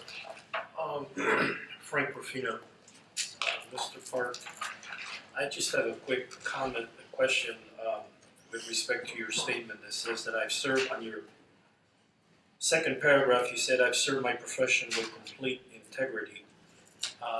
But you mentioned a minute ago that perhaps you may have been a little jerk with your staff. I'm rephrasing here. Do you still stand by your statement, that maybe there When is... I wrote that letter, I didn't know I had lines, or at least it was shortly after that. And like I said earlier, in hindsight, I realized that I'm a real easy to get to know guy, and I've always been very open with my staff, my books. I don't hide anything. I'm honest with people. I'm upfront. So I know for a fact that I was in a lot of pain, and I was very short with them. So if they would come to me and say, look, we don't like being a witness when you're doing tailbone adjustments. I said, well, you can go down the street. I mean, that's how I would not approach it today or any time before that time. But I think I was short with him. I mean, I admit that I probably started this whole problem because I was not listening to them and their concerns. And I never heard them say, this is illegal, or we won't do this, or you're giving us stress management problems here. They just basically said, we don't like doing it. And so I could have handled that better, but I still think I practice with my patients with absolute integrity and honesty. I believe that. May I ask, I just noticed also on the letter that I just referenced, it's not dated. Can you tell us when approximately or what day? This is the letter addressed to BCE, to all concerned. It's a one page and it's right next to right after the petition. So I'm assuming it will be page 3. Oh, I see. Do you see the letter there? Yes, it is dated. So when was this letter written? This was right after the 2-year revocation, so it would have probably been right around February of 2015. I'm guessing. Okay. And then on your last paragraph, you very conclusively say, I have not engaged in any rehabilitative or corrective measures, although you seem to think now that perhaps listening to your staff a little more may have mitigated. for lack of a It better absolutely, word. yes, I'm sorry for interrupting. Yes. And lastly, just to be clear, you were asked earlier about the not complying with the ISO, where, again, to be clear, you were asked to require to have a female staff person to be present during care of all female patients, and maintain a detailed log of all the female patient and treatment rendered. So you said that today, or at that time, you only had your wife. I just want to make sure that I'm clear. And so you couldn't really be compliant. Is that what I heard you say, or did I misunderstood? Well, there's two answers to that. Number one, the context of that is that I was given the order late Friday. I had a staff member who was on vacation, so I had one staff person. I said, this is what needs to happen. You have to be present in the room. She also had to answer the phone. So I have literally across from the treatment room is a phone. She can stand there and watch me. And that's exactly what we did. She documented all that, and I had it all written out. And then, so I had an argument with Miss, whatever her name is. No, the investigator, Robertson. She said, no, they have to be in the room with you. So that was our disagreement. I said, well, she's in the room as far as being able to see everything going on here. She's standing at the phone right here at the counter. I mean, there's not much more I could have done. If she was standing in the room, she couldn't leave the room to answer the phone. So that's the context. The second part of that is, if you want assurances at this point that I'm not doing tailbone adjustments, I mean, my wife attended the 10 days of this trial. I guarantee you she will not stand for anything that would even be remotely considered out of the scope of what I'm able to do. So that's the best I can offer. She works with me daily, so. So I appreciate, sir, your answer.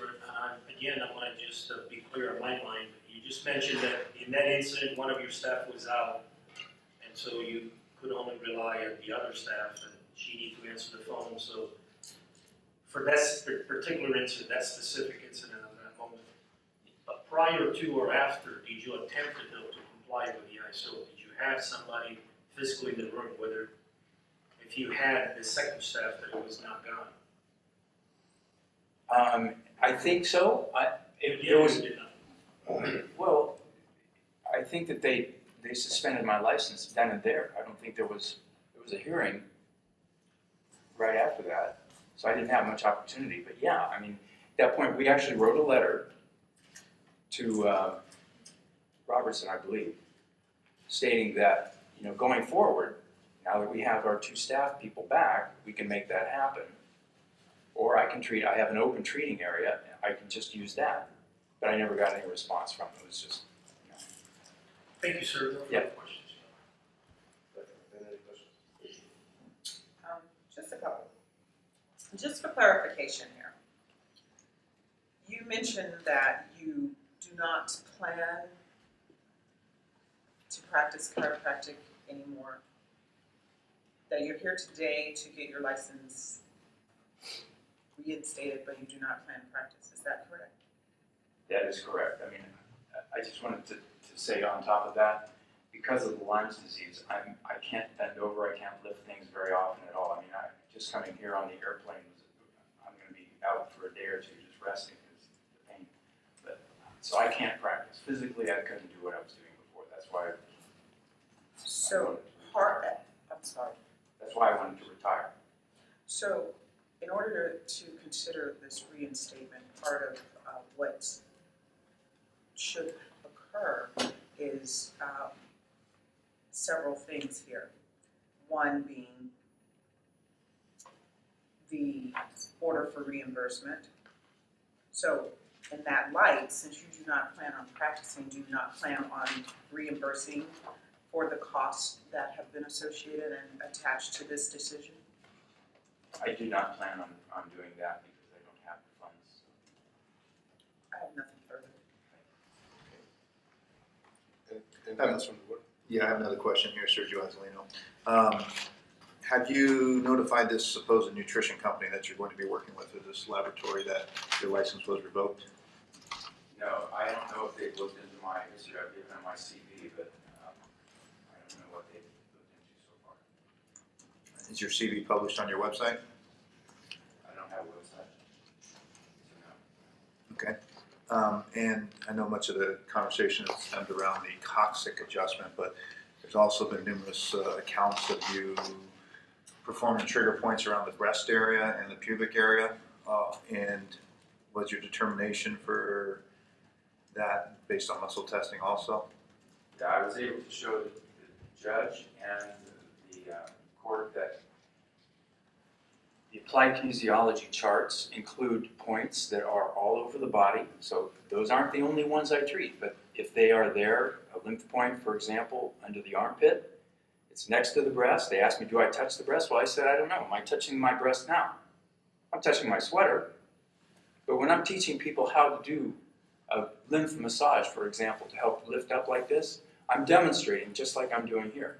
Somehow that's interpreted as massaging the breast. It's not what I was doing. It's instruction. But in this case, applied kinesiology, I show people where the points are. I say, hold that point, and then I test. I'm not doing anything else other than that. But again, this is another misinterpretation or misrepresentation of what applied kinesiologists do. One of the expert witnesses said he went through the same 100-hour course that I did. We both had certifications. So when my attorney asked, he said, well, do you use points on the skin? Yes, that's what we're taught. And so I thought that was a dead issue, but apparently it was resurrected as some sort of sexual deviancy. So very familiar with the procedures of the AK. Yes. Thank you. But I just need to have some clarity here. Are you saying you pointed to the pubic bone, had females touch that, and that was misinterpreted as a sexual propriety? Typically, what they were referring to is the ileocecal valve point, which is located between the ASIS and the pubic bone, or the Quite high. So, Very difficult to misinterpret that as a pubic bone. correct. So one of the other, so that's, but I'm telling people this is how you find it, and I'm feeling for the tender spot. The same goes if there's a bladder point that's right above the pubic bone. I push into it. Is it tender? Yes. Okay, hold that point. And so that's, I'm not massaging anything. I'm not, there's no sexual misconduct going on in the muscle testing. So it's your opinion here today that unfortunately this is the findings of the board are gross misrepresentation and characterization of what actually occurred? Yes. Thank you. Anything else from the board? Anything else, Mr. Nolan? Nothing. Oh, thank you for listening to my ongoing story. I've been wanting to kind of spill it out since I haven't been able to go forward and appeal. This is pretty much what I represented, and I understand that you don't have all of the court documents and all that in front of you, so I appreciate your consideration. But again, I'm a man of integrity, I always have been, and I always will be. So thank you for your time. Thank you all. With that, the matter is submitted, the record is closed, and we'll go off the record. And Mr. Parks, you can get a transcript order from the court. Thank you.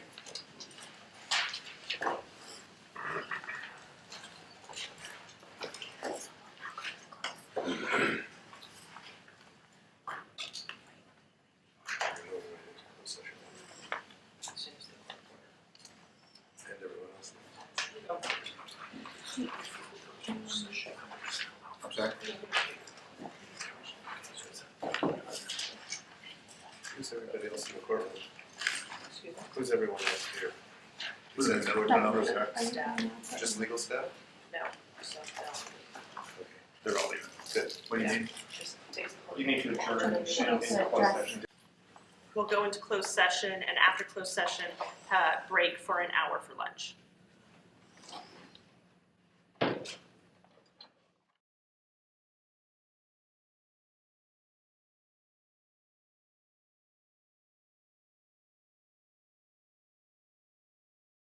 Corey's not ready. Corey's not.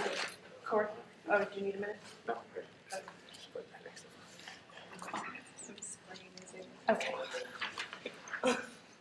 We're back in session. Came out of closed session where we discussed the petitioner hearings and our lunch break.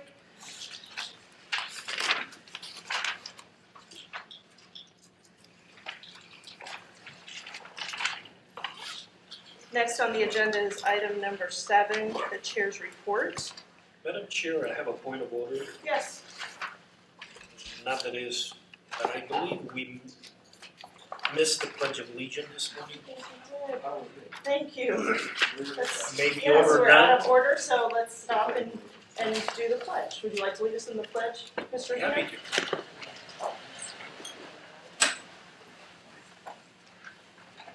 I pledge allegiance To the flag of the United States of America and to the republic for which it stands, one nation, under God, indivisible, with liberty and justice for all.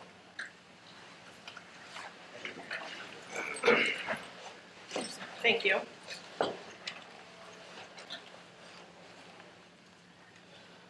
So I'd like to welcome all of our board members, staff, and meeting attendees to our first in-person meeting of 2018.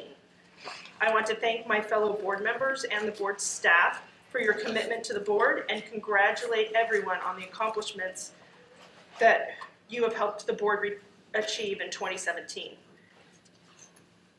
To name just a few, the board successfully completed the sunset review process. We've continued to enhance our outreach efforts by reaching out to stakeholders, speaking at chiropractic colleges and association meetings, improving our social media platforms, and developing informative brochures to help educate consumers and licensees.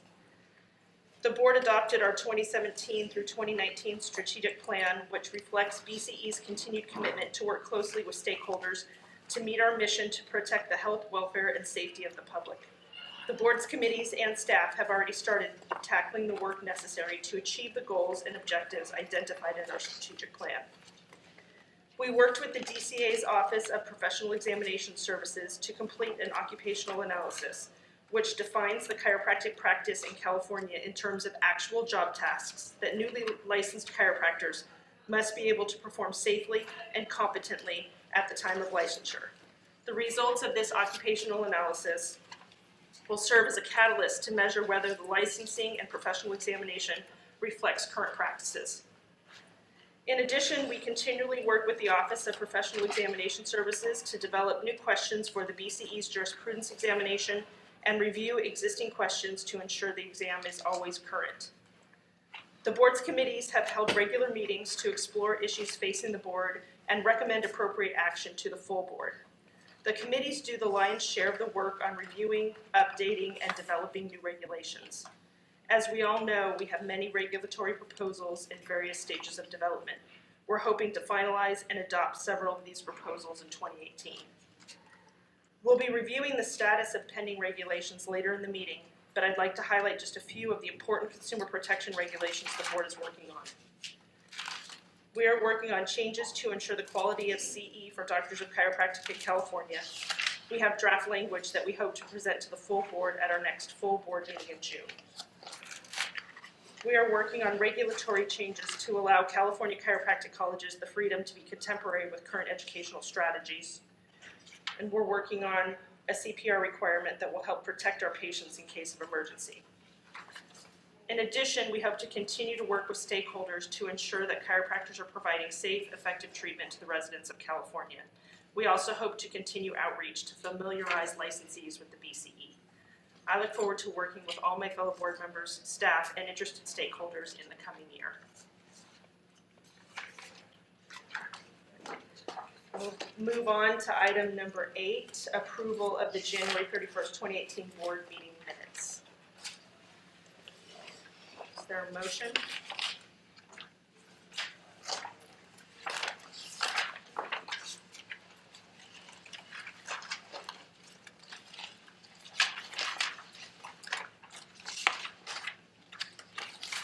It's under exhibit 9.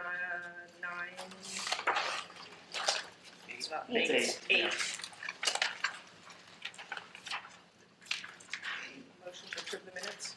Make a motion to approve the minutes. Is there a second?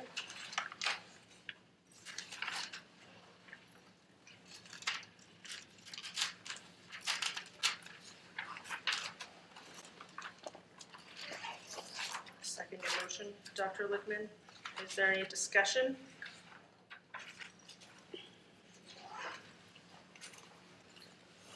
Is there any public comment?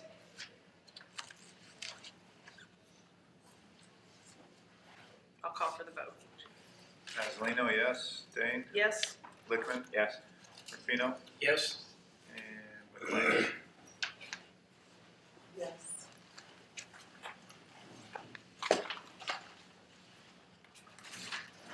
Agenda item number 9, review, discuss, and possible action regarding travel claims and/or travel advances for board members. Exhibit number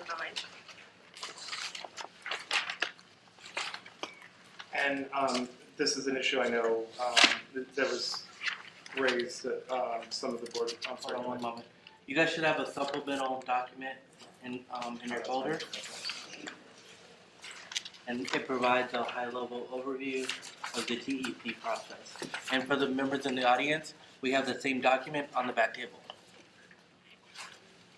So this is something that there was a period of time late last year where there's been a lot of transition. The state is transitioning to a new statewide accounting system called FisCal, and that transition has delayed a number of budget and accounting-related processes. There's also been a lot of transition at the department. There's been a lot of retirements and new executive level, deputy directors and so on, appointed to those positions, and so it's a combination of the two. There have been some delays in travel expense claims. It appears that the department has worked out some of these kinks, and we don't anticipate any delays going forward. And so, but we did speak with the fiscal office, and we got this timeline, so we wanted the board members to know what to expect. And so then, if you're, this is when you submit a travel claim, this is the process it has to go to, this is how long it could possibly take. If you are experiencing problems or delays beyond these, let me know, and I'll certainly bring it to the department's attention and and address that specific issue, or if there's a bigger issue that needs to be addressed, we'll look into that. So, but hopefully that won't be the case. Robert, can I ask you, are these, is this for Marcus, I don't know, which one is appropriate, but is this 8 to 10 business days and 45 business days or calendar days? Calendar days. Okay, thanks.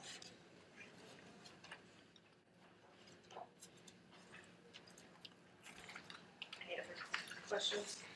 I just would like to make a quick comment. First of all, thank you for providing us these timeframes and timelines, because that way gives everybody an idea of what to expect. So very much appreciated. I also wanted to ensure that, and we give credit where credit is due, I think the staff at the Chiropractic Board did everything that they could possibly do to submit these in a timely manner to the agency, and we recognize there's multiple levels. In those instances where there's been some lapse, I think our staff, as I understand it, have tried to reach out and get some clarification, and that clarification, for one reason or another, occasionally has not been there. So I think improving those communication processes, I think we all understand things, things happen. People get sick, there's vacant positions, there's all sorts of reasons why something naturally can be delayed, and it's okay. That is not the end of the world. What's important is to communicate and to know. And as long as we communicate, then I think we can accept the outcome. So again, I wanted to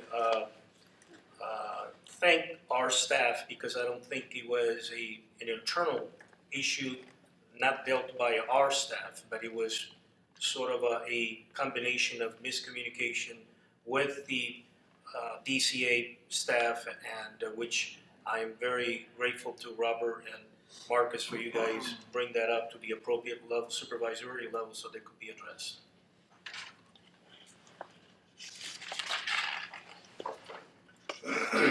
Any public comment? Move on to agenda item number 10, review, discuss, and possible action regarding scheduled lunch and breaks at board meetings. As you can see, for our board meeting today, we scheduled those in where it seemed like they fit best. Any board member comment about that? I have a comment, not pertaining to today, because it was scheduled in, but there are plenty of days and locations where it's not readily available, or we run over, or have in the past, and that maybe we should entertain having lunch ordered in. Like when I first started on the board, we used to do, particularly because we tend to work through the lunchtime a lot of times, and if we can anticipate that, that would be very helpful. That certainly, if we're having a meeting at a hotel, it's because they have catering services here, so we could arrange for something like that. That sometimes can be complicated, getting everybody's orders, and depending on what's around, and and people's specific orders, and then divvying up the the bill and stuff. So it can be a little complicated and problematic. Sometimes we have to send staff out in a car somewhere away from the meeting site to go get the if there's in some place. So I mean, it's depending on the site. If we have an hour lunch, it's scheduled in. If we going forward, this is our protocols to have lunches and breaks scheduled in. I think we'll have sufficient time to for everybody to go get lunch at a place of their choice. But I think that scheduling it in, and sometimes, particularly if we have a schedule like we did today, we were fortunate that things went pretty rapidly, but as you know, those things can drag out, and then it bleeds into that time that's allotted, and I think that is when we kind of get in trouble. And there's Grubhub and things that will deliver. If we can just, it seems to happen a lot more frequently at specific locations where we have met, and if we can just, maybe the day before or the week, send out an email of places in the area, let's place an order. I mean, that's how we used to do it, and that way we can alleviate that. Just a little food for thought. No pun intended. Well, we can certainly look into the options of the location providing food options or ordering out, something that would have to be discussed with staff too, to make sure that it can happen. So probably talk about that for our board procedure manuals so that everything is, spelled out, everybody knows what to expect. But, so your preference is to utilize our time at the meeting while working through lunch, or having a quicker lunch if something is ordered in. If I may, we would need to clarify that because that conflicts with the prior agenda item, which is we will have definite lunch periods, and prior to the lunch, whatever is happening wouldn't bleed into the lunch period because we don't have specific times on the agenda. So, it's an hour from when the closed session ends. That's not written in stone. That'll be. But depending on how we want to structure the breaks, is that we could structure it like we did today. That we ended at 12:20, and so then we took an hour from then and started this meeting at 1:20. So there's if we did that, then we wouldn't run the risk of not having enough time for lunch. And but if we want to keep the door open for shortening the lunch, or that's something that the board would need to decide. Because this was both of these agenda items were requested, so I just want to make sure that we're not to address one, we're not then conflicting with the other one, and shortening the lunch that. Well, I just think if we're definitely, if that's going to be the standard, that no matter what we are going to take an hour, then that's different. It's just not happened in the past. So I just want to make sure because, some people get a little cranky when they don't eat. I won't mention any names, but no, not for real. So right now, as it stands, there'll be scheduled breaks and luncheon in the agenda schedule. If anybody has feedback about that, I would encourage them to let Robert know. Yeah, because these are issues, the Government Affairs Committee will be updating the board member administrative procedure manual. That's a mouthful. So we will be, we will be looking at that. So if there's any of these kind of procedural things that we want to make sure that we have a specific protocol, let me know, and I'll bring that to the attention of the Chair of Government Affairs, and we'll get it on the agenda, and then that'll be presented to the full board once they come up with a recommendation. So if you have a preference, please let Robert know. Just a quick comment. I think to sort of reiterate what has been said, I think we should get in the habit of scheduling it, and if we need to shorten based on the workloads, perhaps that could be considered. But in the past, we have not had a schedule, and I think the fact that we do, that's awesome. That's exactly what we should be doing. Also, in order to comply, with our collective bargaining units, the mandate that we provide rest breaks, and even though our staff are not going to get up and here and say, "I demand," that you do that, we should not be asking for our staff to demand. We should be proactive, and we should know the rules, the expectations, and just do it. And I think that's what we are trying to do.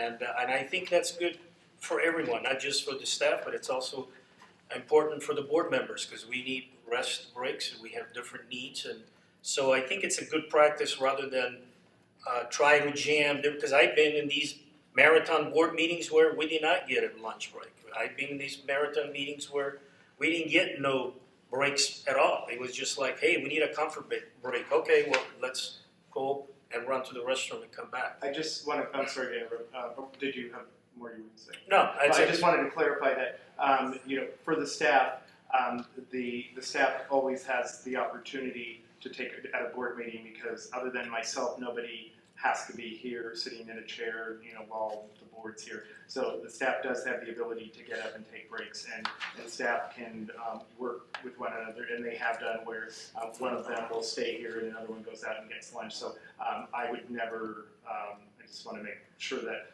I would never require staff to stay in this room and not take breaks, and that won't happen. So it's, Right, I don't think we've ever violated any bargaining unit agreement in that regard. Unless Ken, because, I mean, do we have to have specific breaks, or do we just, they have to have the opportunity to have breaks? As long as you give, Ken Swenson, legal counsel, if you have the opportunity for staff to have breaks, that would be sufficient. So as it stands now, we have scheduled breaks in the agenda. If you have different preference, please communicate that with Robert. Item number 11, review, discuss, and possible action regarding 2018 procedures to elect board officers. So I will open this up for discussion.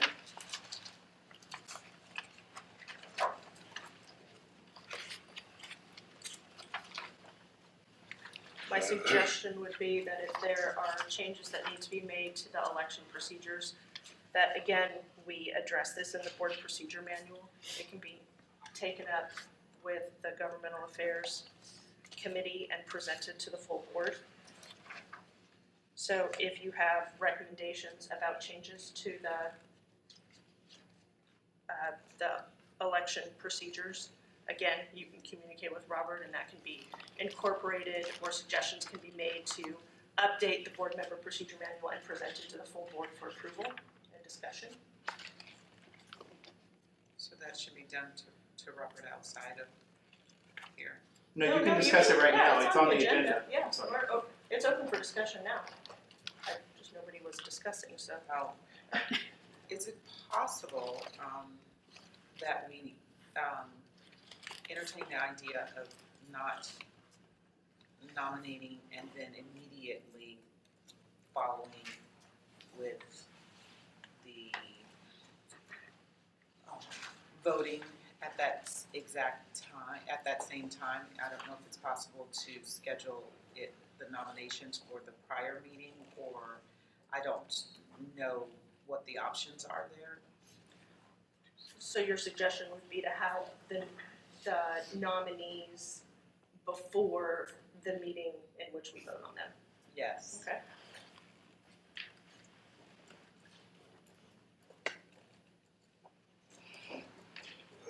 Well,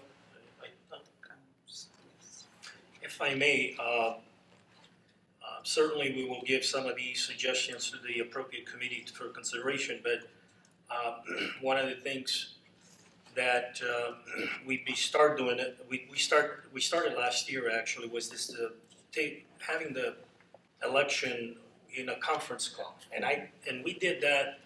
I believe it was 2 years ago to accommodate a member who was unable to attend in person. And I said it then, and I will continue to say there was a slippery slope, because you do not want to have an election over the phone. It creates, you miss, the nonverbal, you miss the clarity of the process. There is just opportunities there. It's something that I think it should happen in person rather than on a conference call. Allowing the candidate to discuss why they want to serve. I think it's important for the whole board to hear it as a whole and not to hear it individually via phone call, because things could be misinterpreted, things could be not everybody has the same information. Not to mention that all conversation must be consistent with the Beverly-Keene Open Meeting Act restriction, which mandates, as you all know, that no more than 2 members can actively discuss board business. So in this particular instance, there was so much confusion and there were so many discussions behind the scene before the actual election that I think folks did not quite understand who was running, who was interested, who was not interested. And that happened, as a matter of fact, I experienced it when somebody called me and said, well, I did not understand, really. I didn't think X, Y, Z. And I thought, well, that's a problem, because everybody should be able to vote clearly, should understand who they're voting for, what they're voting for, and so on and so forth. So I think allowing a candidate statement allowing some QA, some question and answer, some follow-up. You know, why do you want to be a chair? Why do you want to have a change? Do you want to have a change in direction? You want to have a change in policy? What is that you're trying to accomplish? And allowing all the board member as a whole to digest and to take that into consideration, I think it's a good thing. Then you'll be able to make an educated decision. And last but not least, you know, and I am a board chair of 3 different boards. I never vote first.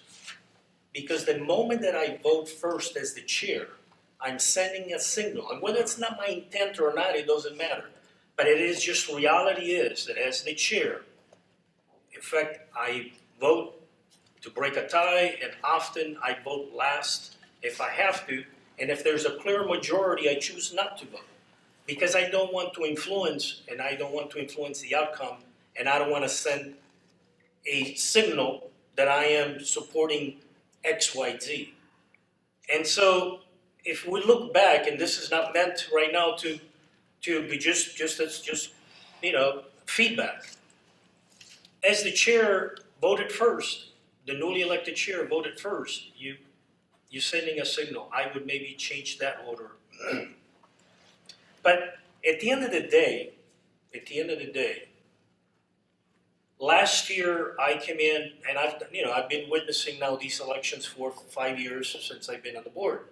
Last year I came in at the same meeting, at the same election, and I was told as soon as I walked in, I was put aside, I was set aside, and said, "You're going to be vice chair."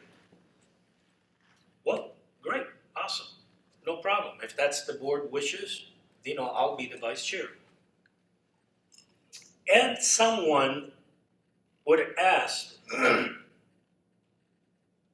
that we needed to change leadership, or had someone would ask, it may not be legally required, but as a courtesy, as an incumbent, are you willing to continue to serve? As someone would ask that, I honestly would tell you, my dear board members, I would have been the first one to say, sure, why not? We need to groom, we need to have new ideas, we need all that. But no one took the time to ask. And as I said, and especially when I was under the impression that we were leaving the status quo, with one exception, that was totally a surprise. And we should not be surprised in those instances.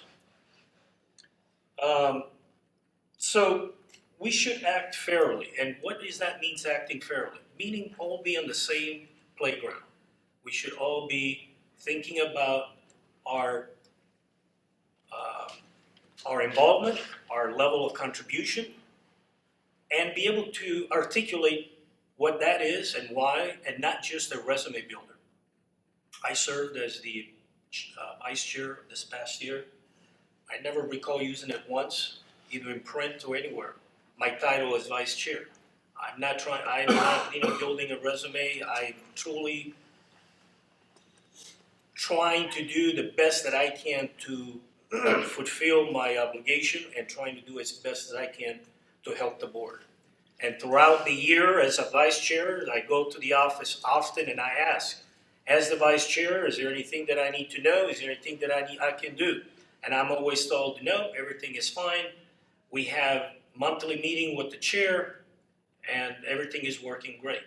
Well, that's beautiful. That's excellent. I wish I would have been invited once to these monthly meetings as a member of the executive committee. I wish I would have been consulted a little bit more if they needed, but that's fine.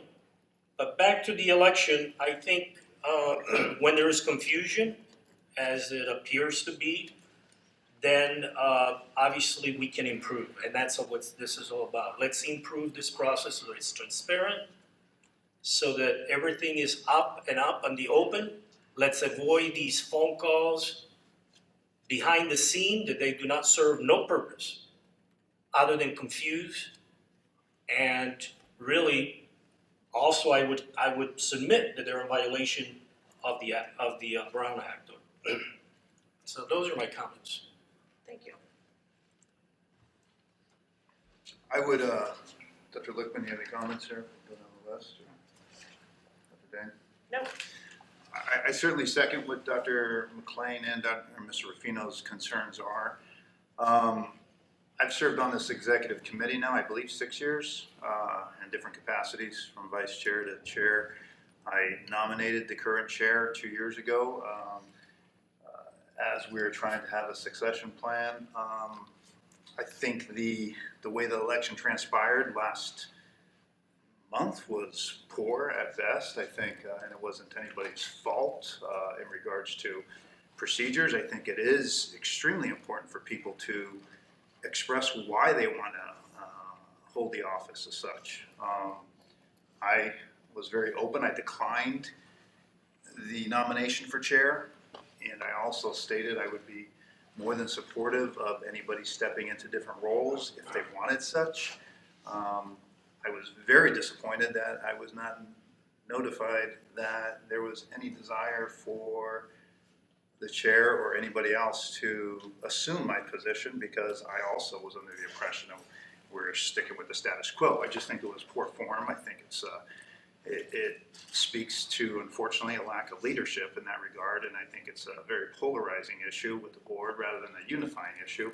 And I do think all of our votes are equal on this board regardless of our titles. So I think it's extremely important in these situations, and I've sat on boards, and I've been the chair of the board for many years and served in various capacities for over 20 years.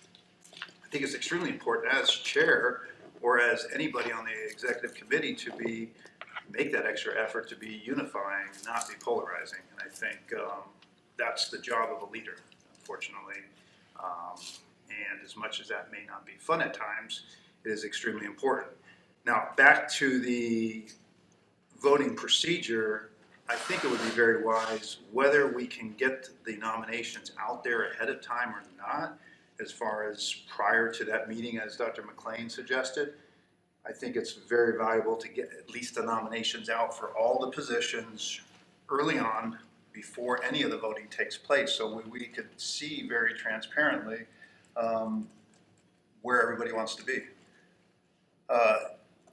Had I known the slate was going to end up the way it would have ended up, I may have made a different decision.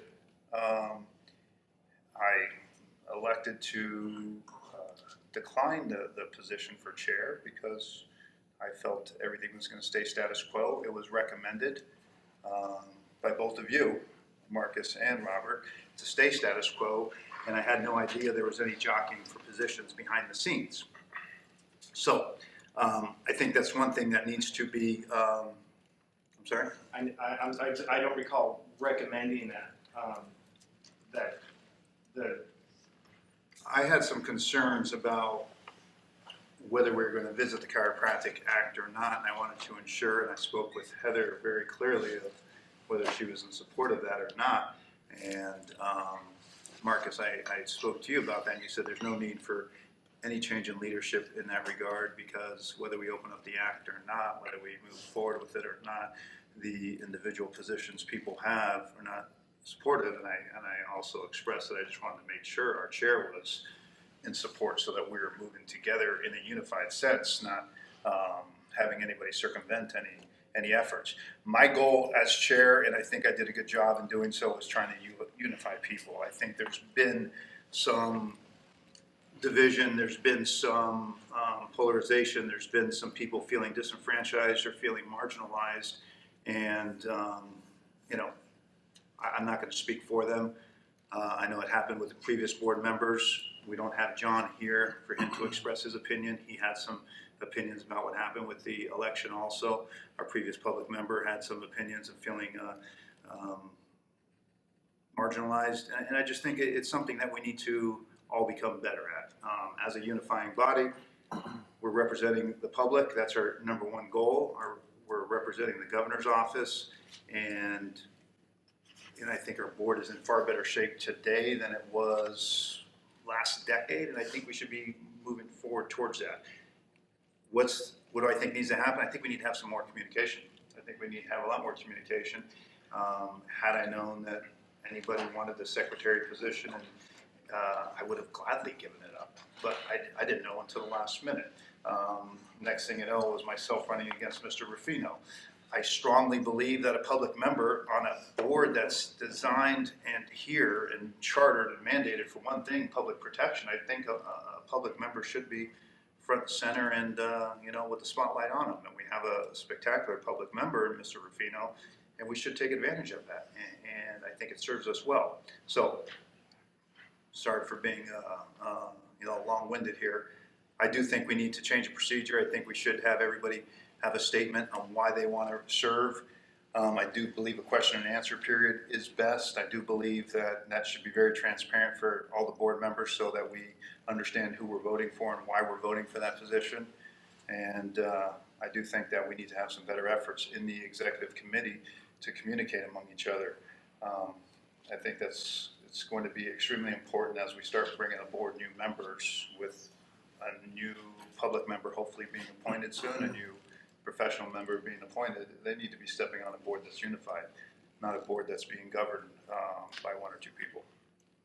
Can I just say one other, just a couple of other points to speak. I totally agree with Mr. Rufino and Dr. Azzolino with the importance of statements of interest and as well. A couple of other things that I would suggest too is that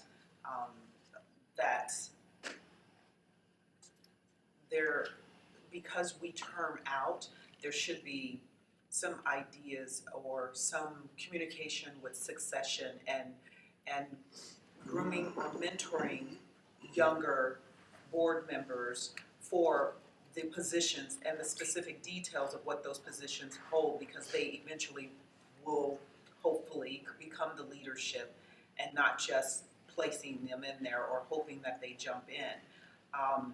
So I think a mentoring, kind of a mentoring of that position, especially the chair and the vice chair, is something that should be important, as well as far as the executive committee is concerned. While I recognize the importance of meeting with the chair as the executive committee, there should be some type of meeting that includes all of the executives and communicating with them clearly what's going on. For an example, the vice chair, like Mr. Rufino said, should know what's going on, because in the chair's absence, they have to step in.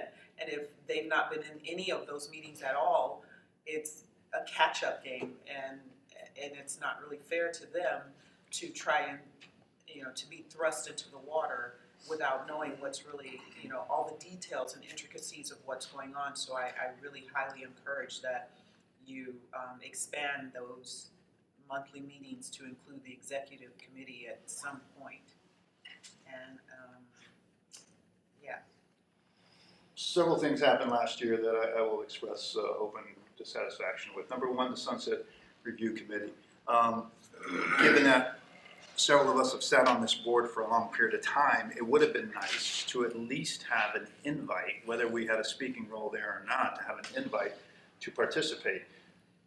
As I believe I was serving as vice chair, or I don't know what capacity I was serving in at the time, but I was the immediate past chair, and an invite wasn't extended, and when I contacted, it was pretty dismissive of, no, we don't need you there. That was number one. Number two, I have been lobbying the governor's office for many years to allow us to participate in FCLB. It may be a ceremonial thing, nonetheless, we represent the largest group of chiropractors throughout the United States. And when that approval finally came through, that yes, we can go, I'm glad you went, Heather. I'm glad Robert, the invitation was extended to Robert, but it wasn't shared at all with any of the other board members. And once again, it's not a personal issue with me. It's a matter of, we need to have a little more inclusion rather than saying, sorry, I'm chair, this is the way it's going to be. We've had that happen with these meetings also. I didn't know that there was a monthly meeting taking place. Certainly, I have a pretty good working relationship with many in the profession, being president of the American Chiropractic Neurology Board for many years and whatnot. And I spoke with Ron Oberstein. He said, well, are you aware of the issues that we sent through with the change in education? Because I've been working with LifeWest for some issues. I've been postdoctorate faculty at many different chiropractic institutions. I currently am postdoctorate faculty at several different chiropractic institutions. I said, no, I'm not aware at all. I don't think that stuff should be happening. I think I should have a pretty good finger on the pulse if I'm interacting with these people on a professional level. It's just to our advantage. It's nothing personal with me. It's just to our advantage that we have the board members advised and abreast of things. Otherwise, I don't see the benefit of people working individually when, as a collective group, we can get a lot more done. So those are things that I think that we could all do better in our capacity of just communicating and trying to work towards things. I personally don't like any executive body where one person or two people feel that, well, listen, I get to say in it and that's it. I prefer in relationships on all levels that there's an open line of communication so that we could at least brainstorm and weigh in our opinions, whether they're listened to or not. So, enough said. I have several things to address as well. Number one, I completely agree that having nominations ahead of time, having either verbal or written statements is a fantastic idea, so we all know what's going on, we all know who wants to run and what they hope to bring and contribute to the board. The second thing is communicating. I'm getting differing opinions here about communicating about elections, which can only be done through the executive officer, and Frank's concern with the Open Meeting Act. So we can't all be on the same page unless we all communicate with the executive officer about elections. And that's why I think it's a good idea to have nominations ahead of time before the meeting we vote on, because I think that's the only way that we can be on the same page without bringing the executive officer into the mix, because we certainly can't communicate with each other. Succession planning is an excellent idea, and that's something that we should definitely write into our board administrative manual. Sunset review, Dr. McLean, you were at the sunset review. Correct. Yeah, there was an open invitation at the board meeting for people to come to sunset review. There was no exclusion of any board member from coming to the sunset review process. Dr. McLean was there, the board staff was there, I was there. No one was being excluded from sunset review. When I went to FCLB, number one, it seems to be the history of the board that the chair has been the designee for FCLB, for NBCE, for the various stakeholder associations, and the vice chair has been the alternate delegate. That's why I went to FCLB, and if you look back in your meeting materials, I prepared what I think was a 3 or 4 page report on everything that happened at FCLB. So my time was well spent, Robert's time was well spent, and I believe the board had information, plenty of information. In fact, I remember Cynthia Tays, who's a district director at FCLB, was at that meeting and came up to me afterwards and said, I can't believe you put together a report like that for everybody on the board. And one of the reasons I did it is because Mr. Ruffino had an excellent suggestion that I prepare that. I did to the best of my ability so that everybody knew day by day, item by item, what was discussed and what happened at FCLB. Can I ask you a question regarding that? Mm-hmm. Who made the decision to bring Mr. Ruffino? Was it the board's vote, or was it your unilateral decision? To bring Mr. Ruffino? Yeah, to the LCLB.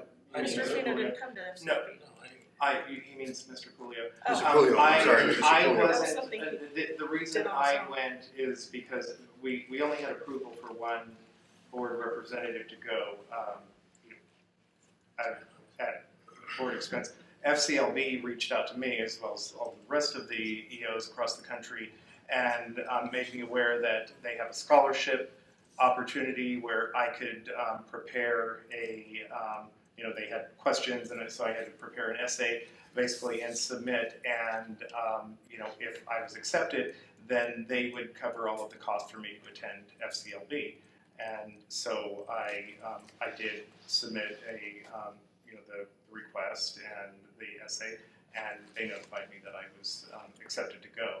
So that was separate. I wasn't going at the board's expense or the state's expense. It was through that scholarship. Otherwise, I wouldn't have been going. And if that was a concern that you had, it would have been a great thing to bring up, at the time if you were. I did bring it up. I had no idea that I was. I did bring it up. I brought it up with Mr. Coolio at the time. That I was. Weren't was aware there that a you that- was concern on a of me going? scholarship? Nobody on the board was aware of who was going and why, and as you know, there's been opportunities for many of us to attend things, whether the board paid for it or not. It's just, once again, I don't want to get into the intricacies of it. It's just, there seems to be a lack of I feel that I have a need to communicate with other board members because we all have one vote regardless of what position we're in, regardless of how long we've been around, and it just seems to me like there's been a recent culture of like, it doesn't make a difference, I'm the chair, I'm gonna make this decision, and on from there. When it came to the sunset review, you were very clear that we're not gonna have time for any of you guys to speak, so you're welcome to come if you want, and nothing was reviewed with any of the executive committee about what was going to be discussed, if there could have been some different phrasing of answers or whatnot, and it's just, once again, it's either you feel it's incumbent upon all of us that we're all serving together and to have some open lines of communication, or we get into this situation where you clearly have 3 members of this board, a 4th is not here, that are feeling like people are being marginalized. Well, I will attempt to have better communication. I think a lot of the communication that I do have with the board at the board meetings, because that's the public venue where we are communicating with each other, doesn't get paid attention to.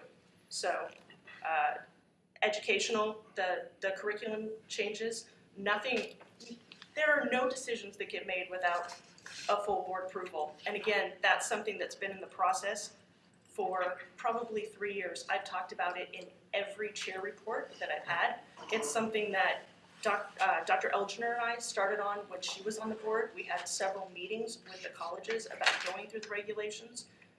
That was discussed every time we went to the colleges. So the fact that it's a surprise to you that this is something that's in process, I don't know why it would be a surprise to you. Not a surprise. But you just I don't know said- the contents of it, And you given will when it gets postdoctorate- presented at a full board meeting. You weren't part of the committee that was doing that with them. If you would like to be part of that committee, let Mr. Pulio know, and you are more than welcome to be on the committee. That was a committee that Dr. Elginer and I had started, and just recently we got some information back from the colleges about regulatory changes. So you are more than welcome to participate in any way that you would like. May I, so this is the latest, folks. Stay tuned. This is, again, the Russians are responsible for this one.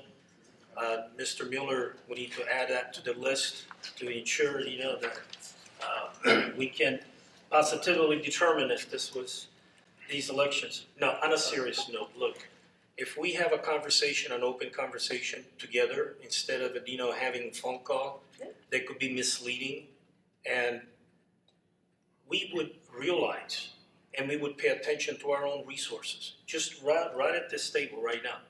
We have an opportunity, for example, to advance not only a woman, but a woman of color. A woman who is distinguished in her own right from the great city of LA, who she's been serving respectfully and honorably, and it's time to take a look and groom and give her an opportunity. Let's get someone an opportunity, and I think she would serve the board well. It brings and shows that the board is progressive in its thinking, the board is utilize its members, and so on and so forth. I mean, that same could be said of any one of us, right? We all bring a unique perspective, and otherwise, the governor would not have taken a chance. So we all great members, and we all want to do well, and we all should have an opportunity or try to find an opportunity to contribute to the best of our ability. And sometimes if we have the discussion collectively, we can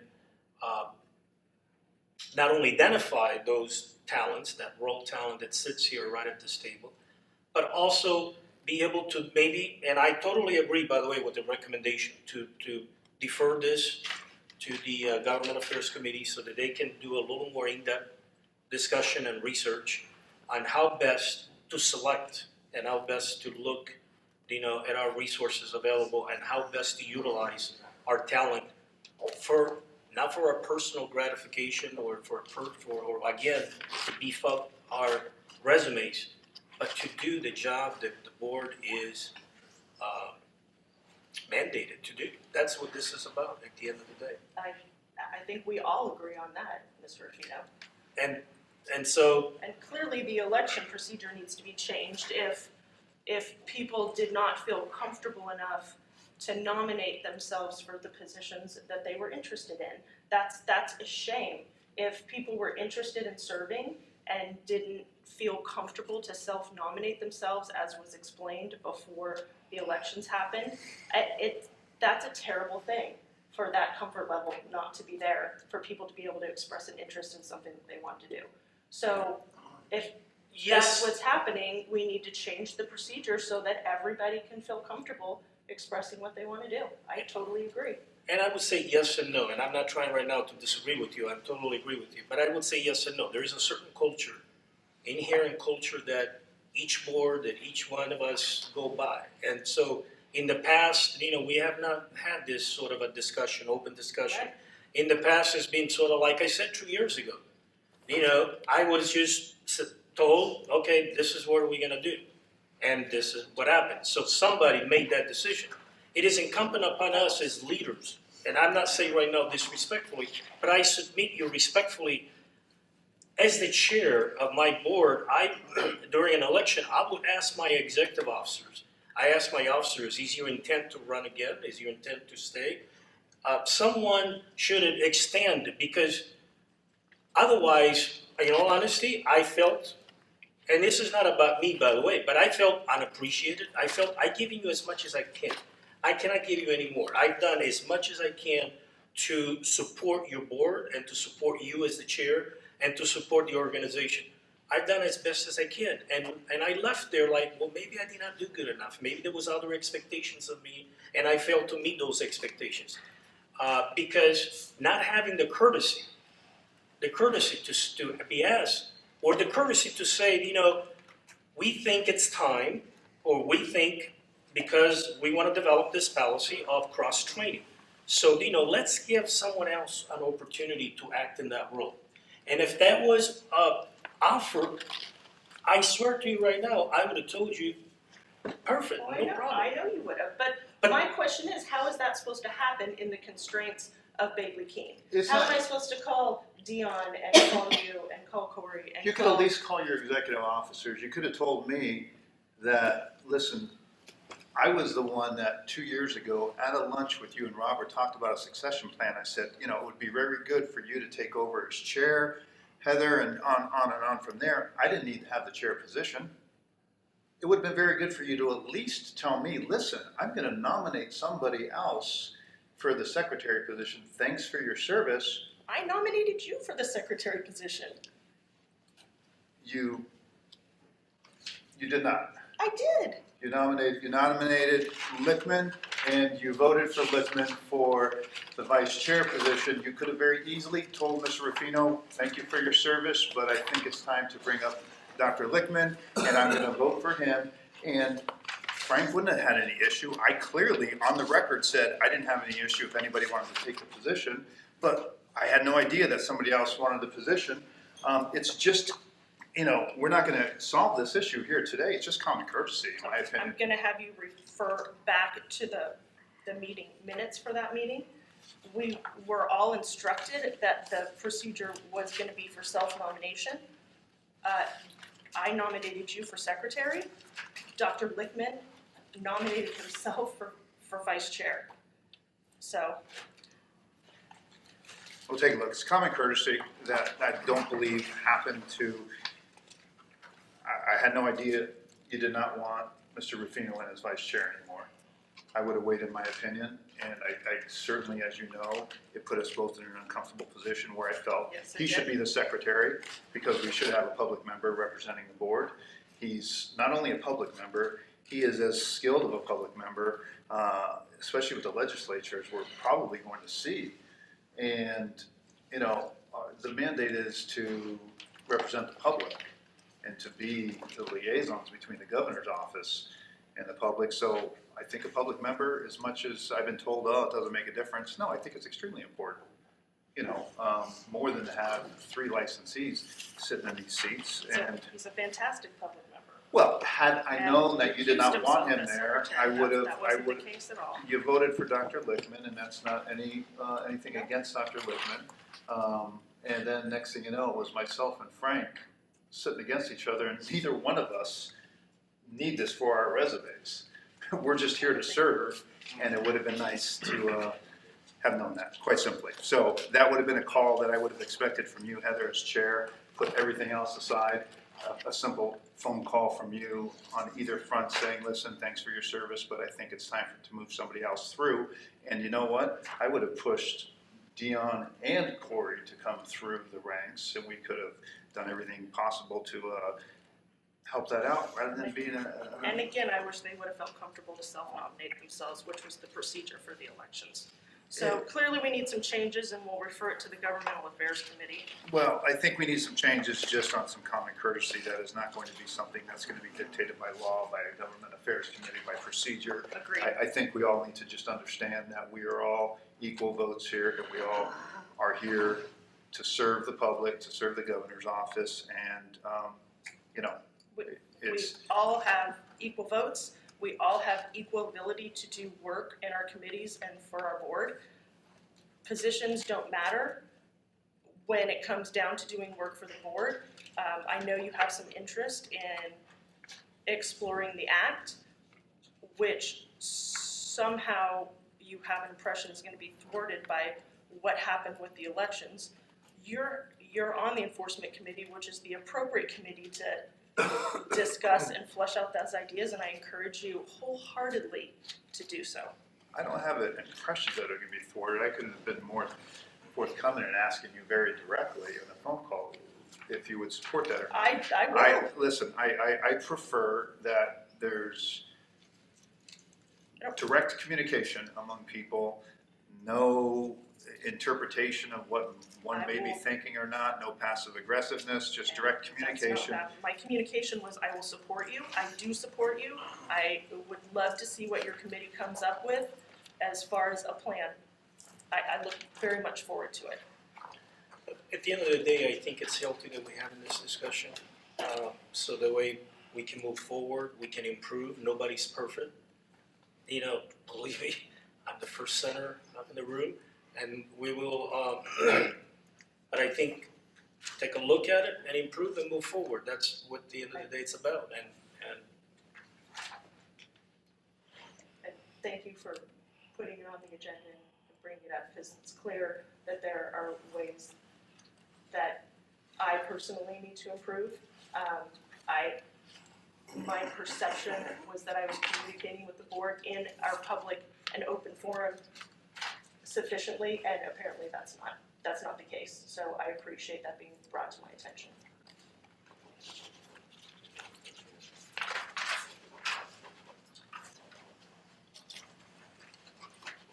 Any public comment? All right, let's move on to item number 12, review, discussion, and possible action regarding the timely communication of information related to changes in meeting schedules and cancellation of meetings. Board comment on that? I don't believe we have a procedure for that in our board member administrative manual. We can certainly add a section for procedures about that if that has become a problem. Again, not to, it goes back again to communication, and it goes back to common courtesy. We should not be coming to a meeting at the moment and learn at that moment, that the Totally agree. right? Yeah. We all have emergencies, and I just submit to you guys, my dear doctor of chiropractic, I totally respect your time. I respect your commitment. You're not seeing patients, to be here to give you need to clear your calendar to make sure you make time for meetings, and I totally respect that. But you also respect the non-chiropractic professionals who are on the board. They also have calendars and they have commitments. Everybody's time is important. And so sometimes it's courtesy, and sometimes it could be that we missed something because we didn't. That's okay. I mean, that's perfectly acceptable. But I wanted we need to emphasize, and perhaps at the Governmental Affairs Committee that could be looked at. We need to emphasize that if you don't have the time, if you don't have the time to take on this responsibility, then you should be submitting your letter of resignation and do something else. I mean, you should not be committing to serve and then, well, I'm too busy, or I can't do this, or I can't do that. I mean, no one is putting a gun in your head and say you have to do it. But if you commit to it, then you should do it, and you should be carried through your commitments, unless it's a legitimate emergency, and that happens, and we all understand legitimate emergencies. Any other discussion? Public comment? I was not aware of what happened in Sacramento until that day as far as the meeting being canceled, but I would agree. I mean, there's nothing more irritating to me to hear another doctor say, sorry, I was busy with a patient, because I run a very rigorous load in the practice, very busy. It's why I fly down in the mornings, why I fly back. I was in the office till 8:30 last night. I'm going to be in the office at 7 in the morning. Wow. I don't expect any of you guys to care, nor is it even worth my voice to say, sorry, I'm busy with patients. I'm committed to be here today. I'm here today. I should be on time. I should be ready to work. I have my materials reviewed, and that's that. And on the same level, I expect the same of all other professional members. There's no difference in if you're a professional member or a public member, so nobody really wants to hear, oh, sorry, I was busy with the patient. Your time's just as valuable as everybody else's, and we need to make sure everybody has that commitment. Any other comment? Let's all just get better with professional courtesy in relation to this subject matter, because like you said, everybody's time is important, and let's respect that. Thank you. Item number 13, review, discuss, and possible action regarding the outcome of the 2018 board elections. Before we talk about that, I want to go back to one thing. I did speak in error when I was talking about the minutes for our teleconference meeting. Two things. One, I believe that got scheduled as teleconference again because of scheduling conflicts. We couldn't find a day in January where everybody could make an in-person meeting, but I agree that we should make every attempt to have it at an in-person meeting. Secondly, when I said that I nominated Dr. Azzolino for secretary, I voted for Dr. Azzolino for secretary. I nominated our public member, Mr. Ruffino, but then he dropped his he refused his nomination for secretary, so I apologize for that misstatement, but I do support you in your position, Dr. Azzolino. Well, thank you, but I want to also state that occurred, but you also voted for Dr. Lichtman for the vice Yes, I did. chair. This is Yes, where I did. a lot of confusion lies. you know, the leader takes a step and points a finger and puts the vote there, and so I know others voted for Dr. Lickman, and they said, well, I thought Mr. Rufino didn't want to serve. He didn't nominate himself, so I was under that impression You as know, well. self-nomination to me is But that's not almost here. analogous to self-pity. I But mean, that's the way the procedure was described to us at the beginning of the meeting. well, enough said. He was nominated by someone else for the vice chair position. I voted for him in clear conscience because I felt he was deserving of that position. So review, discuss, and possible action regarding the outcome of the 2018 board elections. Had a lot of discussion about the elections. Is there further discussion?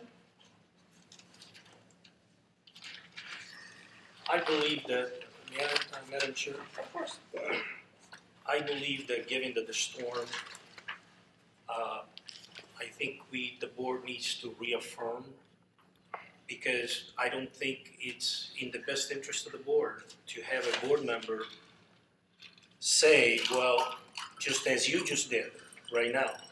I was under the impression that you were not interested in the position, and I think that leaves a cloud.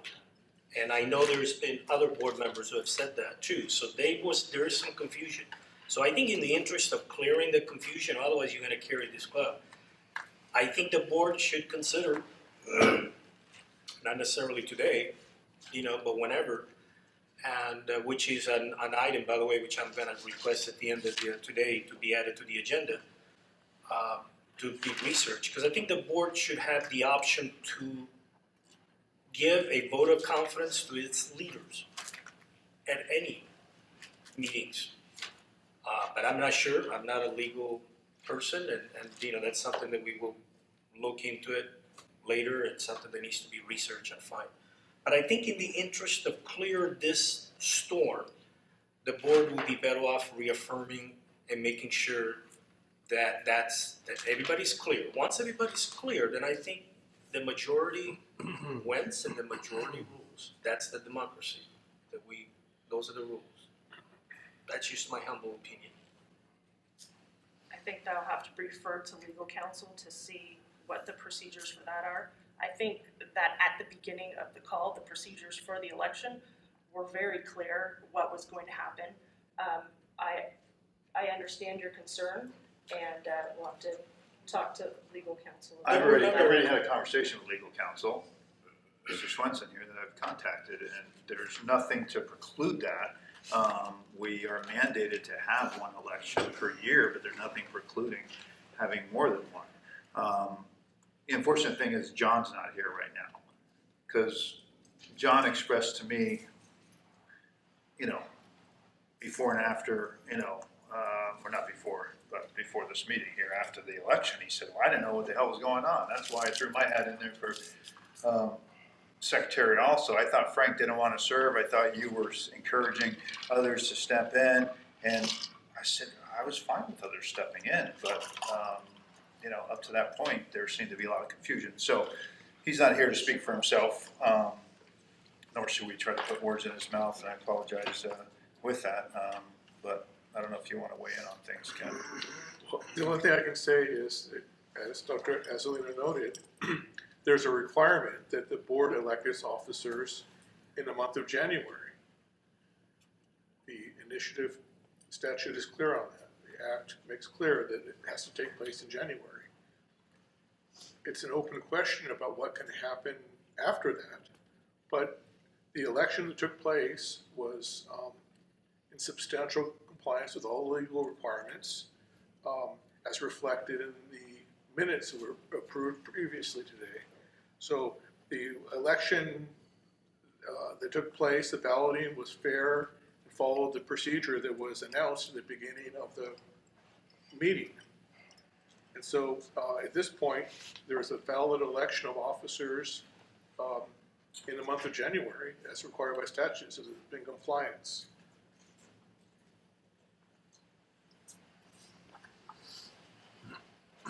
I would just comment, counsel, if I may, that although I agree, but I've never experienced that I walk into a meeting and I'm handed a new procedure right there and then. And that's what I experienced. In fact, I had questions. And you may not recall, and the minutes do not reflect, because we had questioned because we did not understand the slate concept, so to speak. But I'm not suggesting, there was anything illegal whatsoever, other than that if the act was violated because of multiple discussions via phone by folks and I can only go by what I was told. If that is the case, then that in itself adds another level of confusion to that process. So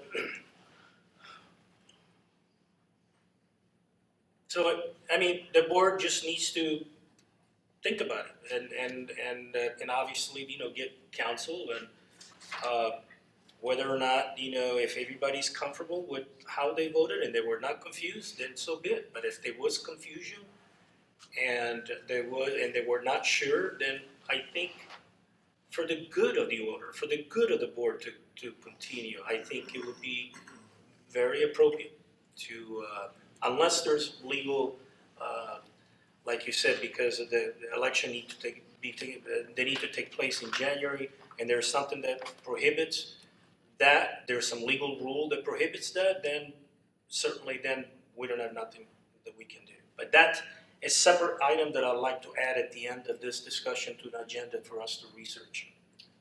It is true that the Chiropractic Act is silent on that, but there is other law that would have to be considered, and I'm not prepared to render an opinion on that at this time. Is there actually law that needs to be considered though? There are other provisions of the government code or possibly case law that might impact the issue. So without consulting the other statutes or the case law, it would be impossible at this point to render an opinion. The only thing I can say is the Chiropractic Act itself is silent on the issue. So there's nothing in the act itself prohibits it.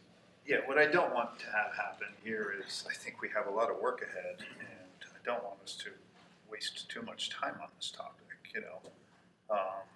I think it's really important for all of us to just move forward. And so, if there is going to be a cloud of doubt or concern, then I think we need to lay that to rest so that we can just move forward and get the work done that we all need to do. Because the profession, the public is not going to be any better off if we're circling in this area. And, there's previous board members that we didn't get along with, but, we worked just fine because we're here to be focused on our job, not on our friendship. So if there is anything that needs to be reviewed on that, I think it's probably best that we do it as soon as possible, and just so that we could lay to rest and move forward. Heather and I only have another year and a half on the board.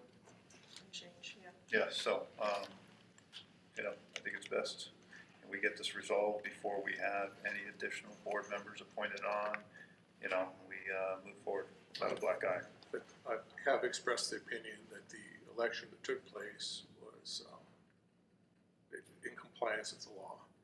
And my concern about not being able to render an opinion deals with revisiting the issue in some way in the future. So, in my opinion, the election that took place complied with all the legal requirements. For the satisfaction of other board members, if you can research the rest of the regulations that you were talking about and then let Robert know so that we can be apprised of the next steps.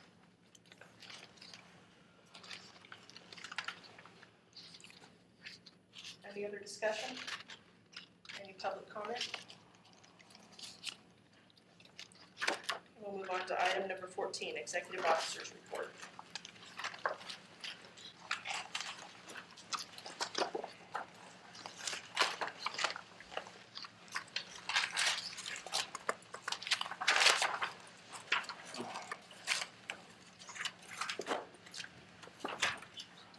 I'll be covering excuse me. I'll be covering admin, budget, and licensing and enforcement as always. First of all, in admin, I announced to all the board members, and I want to announce publicly that Mr. Arthur, who's sitting to my right, I'm sorry. Well, to comply with our previous discussion, we must now take a 15-minute break.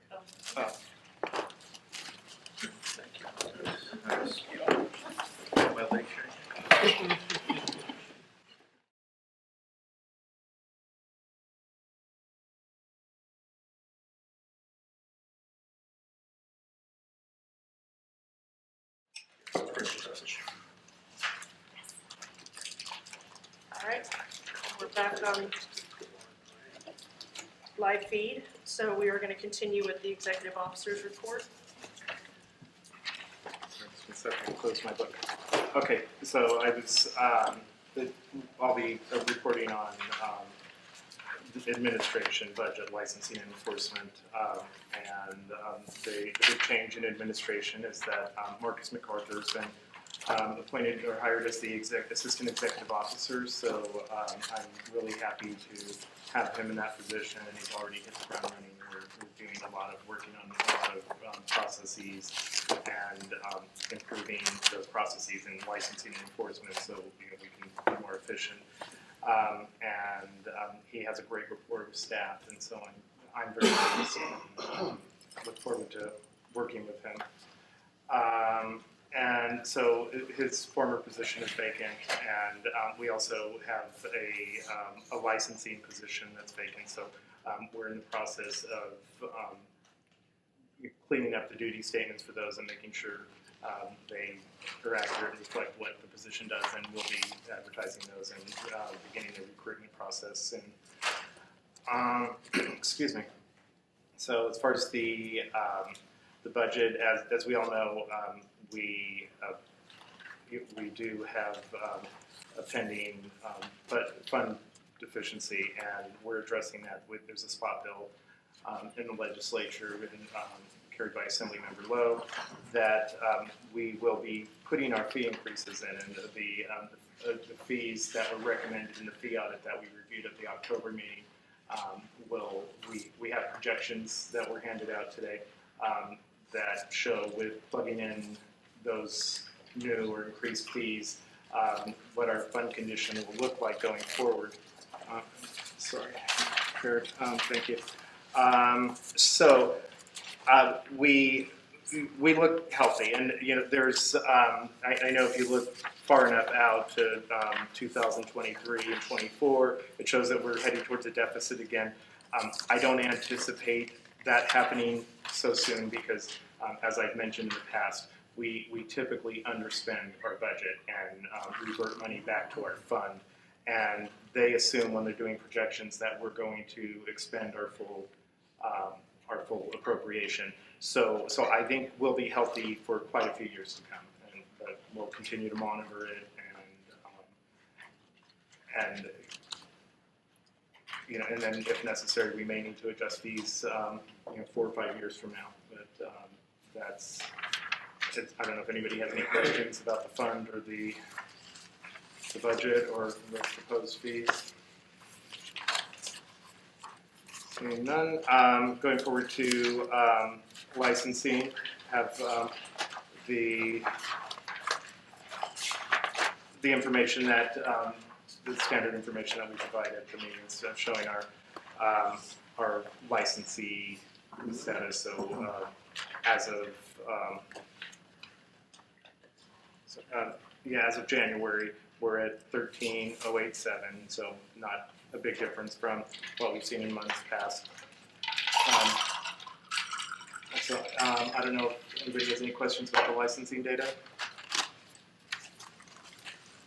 On to enforcement. We're a little more than halfway through the fiscal year. The far column on your right shows the data for this year, and you can compare it with the full year before. So there's no real anomalies here. Looking at the enforcement data, it's pretty consistent.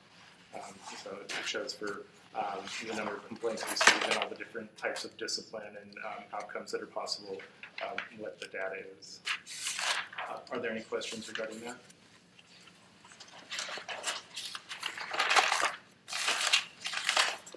Okay, and then we also have related to enforcement, we have the performance measures that are monitored by the department. So Marcus is going to speak about that. So the enforcement committee has discussed various ways to provide more useful information regarding the enforcement program. So one of the pieces of information that the committee thought was necessary or useful would be the department's enforcement measures. So if you identify them and you go to the third page of the performance measures section, you'll see PM3. I'll wait for you, Sergio. That's right, I've already looked at it. Okay, so if you go to PM3, it's the investigative time cycle, and these are for investigations that don't go to the AG's office. And the department identified target is 180 days, and currently we're at 156, so we're meeting that target. And then if you go to the following page, PM4, the second one for cycle time, and this is the average days to complete the entire enforcement process, including transmitting cases to the AG. And the department identified target is 540 days, and we're slightly over that right now at an average of 690 days. So I just wanted to bring those two important metrics to your attention. Are there any questions? Is that mostly, are there things that we can do on our end to decrease that, or is that mostly because of the AG's office? Yes. Okay.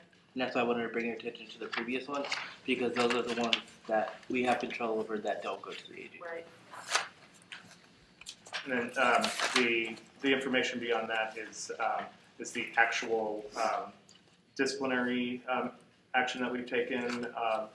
So since the last board meeting, so we'll be providing this going forward so that the board members and the public can see. Hold on one second. If you guys flip to the next section, you'll.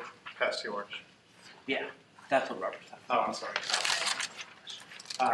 So it's so that this information is posted on our website and it goes in our newsletters when we send them out. But we'll be making it available at meetings going forward so that board members and the public can see what actually has been done, and they have a little bit of information. It's not just a statistic; it's a little bit of information about the violation and the discipline that was taken. And these are all disciplinary actions that are finalized. There's no these aren't pending investigations or anything like that. So that's all for my report, unless anybody has any questions. I have one more question. Yes. About the graphs in here, PM2 intake cycle time. It says target average 7 days, actual average 19 days from the days that we received the complaint till it was closed or signed to an investigator. Where are we? Second page. I'm sorry, what was your question, Dr. Just, the target average and the actual average are far apart. That's all. So I'm wondering, because it seems like it says there was another section here where it seemed like it was really quick, and then this seems to kind of be the opposite. Yeah, it's something that we'll keep an eye on. Yeah, Okay. and we've had a little transition, people assuming new roles, so that's that's something that we'll Helpful try to see it. But also for your information, this is from the middle of last year. They've had some transition at the department, and so they've unfortunately not been able to update the performance measures. And so this is probably from the middle of last year. So there's still 2 cycles of information that will be provided at a later date once we're provided with that information from the department. And then just a comment, this information is a great addition. I'm glad that the enforcement committee discussed it, included in here. I think it's good information.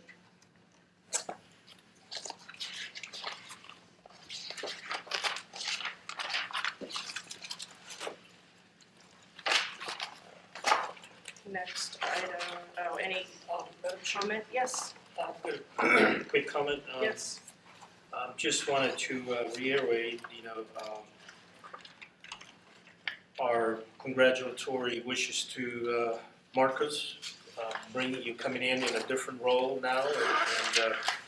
And when I first heard of his promotion, I invited out to have lunch and to celebrate, so to speak, and I've learned a great deal, and I was really impressed, with some of the stuff that I learned that I didn't have no idea that you were involved in.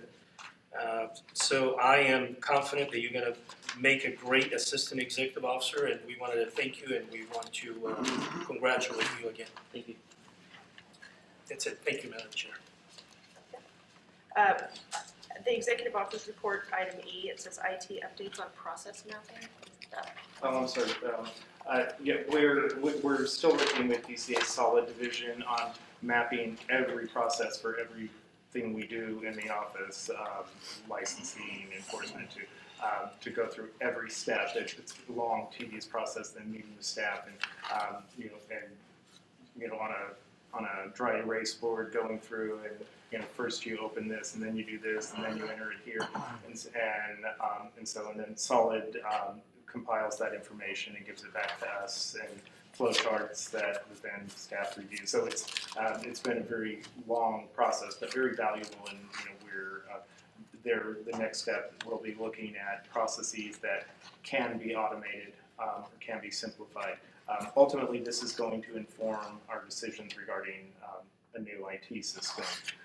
So we'll determine what information or what processes and information we can automate, and then find a system that best meets our needs. This is the initial step in that, and it's taking a while, but I think it's time well spent. And we've also begun the first step of the 4-part process to procure a new IT system, just so you guys know. It takes a while, but we've actually begun the formal process. We've met with OIS to discuss the things that we need to do to make this happen. And this is a process that it's a good thing. Again, this was mandated by the legislature for all departments to to justify IT updates, and so it's really good because we're doing a lot of homework before we make a big investment in IT systems. Any other discussion about the executive officer's report? Any public comment? Move on to item. We have. Oh, I'm so sorry. Hey. Hi. Hello, Chris Castrillo from the Department of Consumer Affairs, Deputy Director for Board Bureau Services. Just wanted to take a quick moment to recognize Marcus transitioning into his new role as well. Wanted to highlight that Marcus is part of our inaugural cohort for the department's Future Leadership Development Program. Frankly, this is the exact kind of thing that we have in mind with that kind of program, having our great, our best and brightest, future leaders of the department participating in that program, stepping into the kind of roles that we think that Marcus is stepping into now. So just wanted to highlight that and again say congratulations, Marcus, and thank you very much. Actually, I want to apologize because I knew you were here, and I wanted to introduce you during my chair's report, but I forgot because it wasn't on the agenda. So, but going forward, we may ask you or someone from the department to come and give a DCA update, and we'll actually put you on the agenda so Absolutely. So you have a place. We're always happy to do that, and I had the opportunity to shake all your hands and say hello before the board meeting. Look forward to working with you all. Between myself, we have our 2 new assistant deputy directors, Karen Nelson, Patrick Lay. With the expansion of the Office of Board and Bureau Services, we look to be really collaborative with all of our boards, responsive, present, and able to address whatever items you need us to address. And happy to be here today. So thanks, Robert. Appreciate that.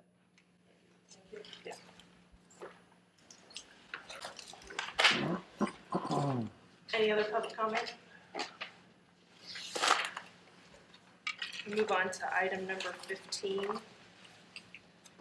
Ratification of approved license applications. I'll make a motion to approve. Second motion.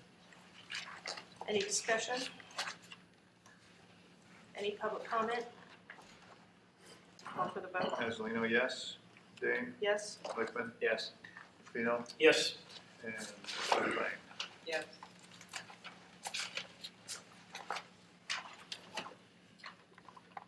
Item number 16, ratification of approved continuing education providers. I'll make a motion to approve the continuing education providers. Second. Any discussion? Any public comment? I'll call for the vote. Azalina, I'm gonna abstain until we accept our new continuing ed providers, because I don't feel comfortable with approving some of these after I've seen some of their advertising, so I will abstain. Dane, Yes. Lickman, Yes. Lefino, Abstain. and McLean. Abstain.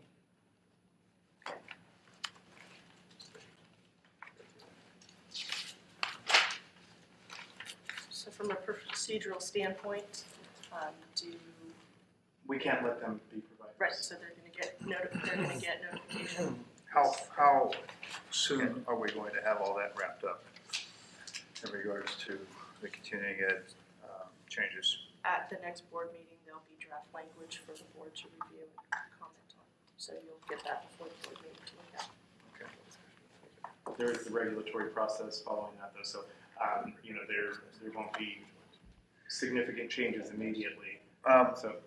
Is there any way that, I'm sorry, go ahead. No, okay, so it's going to be like this probably for a year or two before we can, adopt new regulations. Okay, so beyond this, unfortunately, some of these people are probably very qualified providers are getting lumped together. Is there a way that we could vote on them individually? As far as I know, there's not. I just feel it's unfair for some if we have questions on others that good providers, for instance, Jonathan Brandt has been an attorney providing great. This is an issue for that would need to be agendized. But I can say that our current regs, we don't have a basis to deny these people. So it's like we could wait, but we would have to have a legal basis for denying them, and there's nothing in our regulation that would support denying these individuals. So then why do we even take a vote? It's in the regulation. So what happens here? Just if we don't have enough to pass. Again, there's two things here. There's continuing education providers and there's courses. The advertising, if we're talking about advertising issues, that's something that we could deny a course if they don't comply with the requirements. And we do deny courses because the information they submit doesn't meet the regulation. But for the provider, they're other than submitting their name and some minimal information, there's nothing for us to evaluate to deny them on. This just enables us to to document who the providers are, and if they do something that is a violation, then we would be able to take away their approval. Well, food for thought here. In serving in my capacity as president of the American Chiropractic Neurology Board, where we have NCCA certification, which is the highest accrediting body that overlooks and oversees continuing education, you can't approve a course for continuing education until that course is actually run, so that one can see the content of the course. And in this situation here, if you're saying in this situation, I'm sorry to interrupt, but this is off topic. This isn't on the agenda, Okay. so we shouldn't be discussing it. But we can put it on an agenda for a future meeting and discuss who we would let be providers.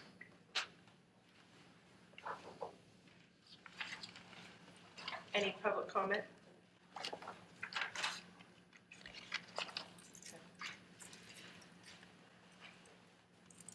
Move on to number 17, ratification of denied license application, which applicant did not request a hearing. I don't think there are any. Double check. Nope. So we'll move on to item 18, update, discussion, and possible action on Enforcement Committee meeting agenda. Dr. Asliner? Yes, okay. So Dr. Rosa, who served on the Enforcement Committee meeting, is fortunately not with us today. I would like to thank him publicly for his efforts. And I'd like to reiterate that the job of the Enforcement Committee is not just to process complaints and enforcement, but our hope is that through education of our colleagues, we're going to be better serving the public by minimizing any of the infractions or the complaints that we have. Top of the list here, one of the things that we've dealt with is the 2017-2019 BCE strategic plan. One of the issues that we took up at that time was to publish expert witness guidelines and the licensees and publication tabs of the board website. That's been an ongoing subject. Committee discussed possible revision of the expert witness program to ensure consistency among expert consultants, which we'll touch on shortly in another heading here. The committee did create an outreach document, or I should say staff did, and thank you very much for that. They've done a great job in creating an outreach document that provides information on potential violations from social media activity. That's been completed, and that was included in our recent newsletter. I encourage everybody to take a look at that. Marcus and Robert here spoke to the new stats, the brief summary of the nature of the violations that are being included. I think that's extremely helpful. Once again, it's not that we want to disclose everything when we have a complaint or an accusation filed, but I think it's extremely helpful for those in the profession to see why these people are being prosecuted. Once again, if we could educate them, we're going to be better serving the public. In regards to the monitoring data and the complaints, thanks once again to staff for putting that together. I hope that's helpful for everybody, just so we have some metrics to see how things are going. One of our big topics of discussion, and certainly we discussed this a bit already today, was to standardize the training and the evaluation of expert consultants. That is part of our strategic plan, but at the last committee meeting, I did have a meeting with staff informally, and then at our last committee meeting, we reviewed the current expert consultant training materials and discussed existing deficiencies in the materials and the expert referral process. I believe, is that my sign to stop? I believe there is much work to be done here, and I want to stress once again that it's not our staff's fault when we have an expert that falls short. I believe they're doing the best they can, and the hope is to implement some different procedures and some guidelines so that they can better choose experts. We decided to continue working with staff to come up with a criteria, some standards, some process, some training materials, so that when they get a complaint, it's much easier for them to choose an expert. Fortunately, it's a blessing that as chiropractors we have one license and we have a great deal of diversity. The blessing is the diversity among our profession, but with that, unfortunately, comes some challenges where chiropractors are not always so good at self-assessing at where they are truly gifted and have a greater level of expertise. And I believe in many of the cases that we've discussed, we need better subject matter experts. If we're dealing with stroke people, certainly I think having a diplomate in neurology can be very beneficial. It's not to say that only a diplomate can serve as an expert, but if we choose a diplomate, if one is available, then we can at least ensure a minimal level of competency that we may not achieve, which is an individual that's not a diplomate. If there is a pediatric case, certainly we have diplomats in pediatrics available, and the list goes on from there. So to answer your question earlier, Dr. Dane, should the diplomate hold the individual to that level? Absolutely not. But I think it poses a great challenge for the Department of Justice, for Attorney General's office, for our staff, if we hire an expert that may not truly be a subject matter expert, and oftentimes the defense can very easily choose an expert that is at a greater level of expertise. So Nonetheless, we're gonna come up with a list of those things and bring it to the board. Our hopes is to have that for the next meeting, that everybody can weigh in on their opinion. And it's to be more inclusive of all the experts out there, not to eliminate anybody, and to be fairer to everybody involved in the process. The next issue, we talked about false, misleading, deceptive advertising. And many of the complaints received by the board are related to potential advertising violations, and it's oftentimes a fine line between if we can actually provide a citation or whatever it might be for this false advertising or misleading advertising. I've suggested to staff that we should notify every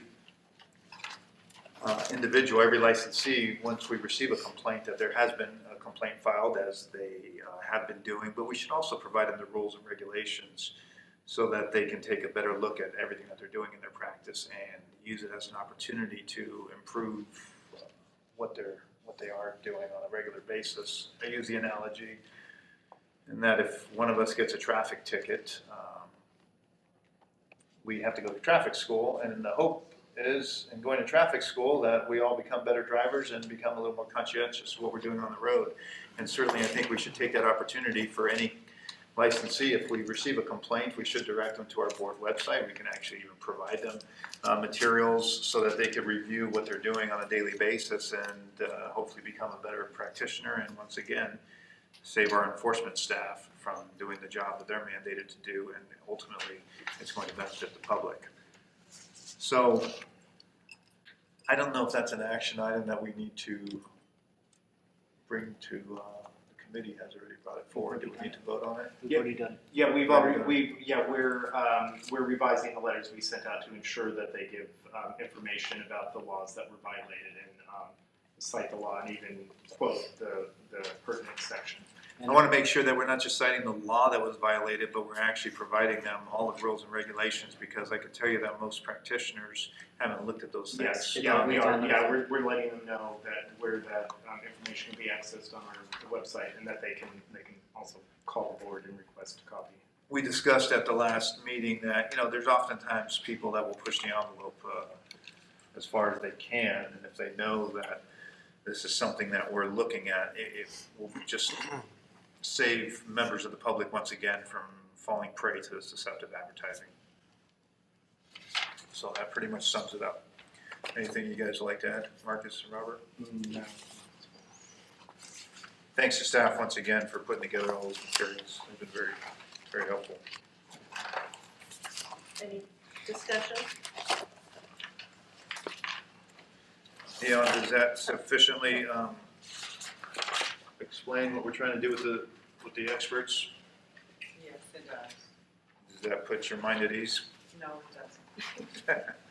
Is there something that you would suggest that we could do?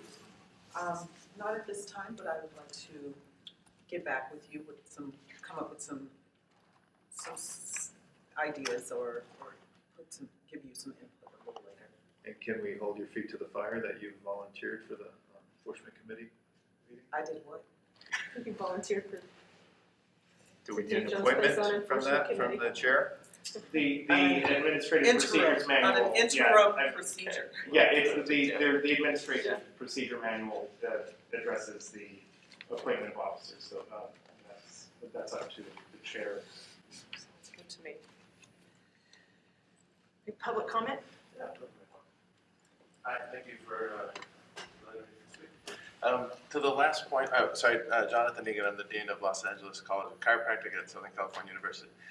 To the point you were just making about advertising frequently being a problem, I know that the names of licensees who've had violations are public and the nature of the violation is public.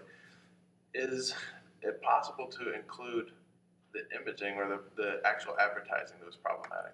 If we could use it from an educational perspective to show the actual advertising that got somebody in trouble and which part of the act it violated, we could probably do some good with that.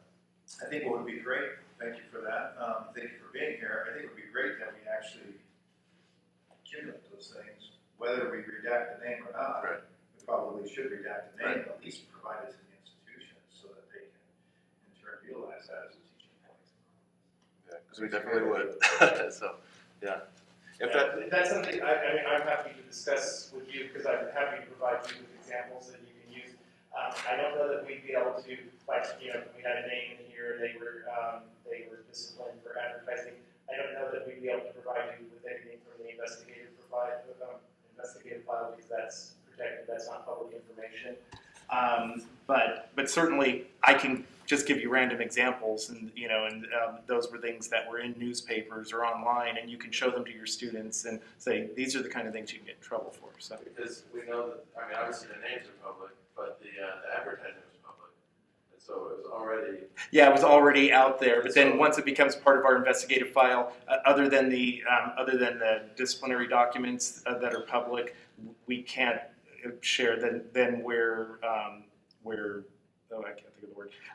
But we're giving up our privilege to keep that information confidential. So then the whole file would become open to public scrutiny. So there's just kind of implications, but we can get around that to provide you with what you're looking for to give examples to students. If we redacted name, address, phone number, and you're willing to put your face on all that for everything at LACC? If we redacted all those identifying information, I mean.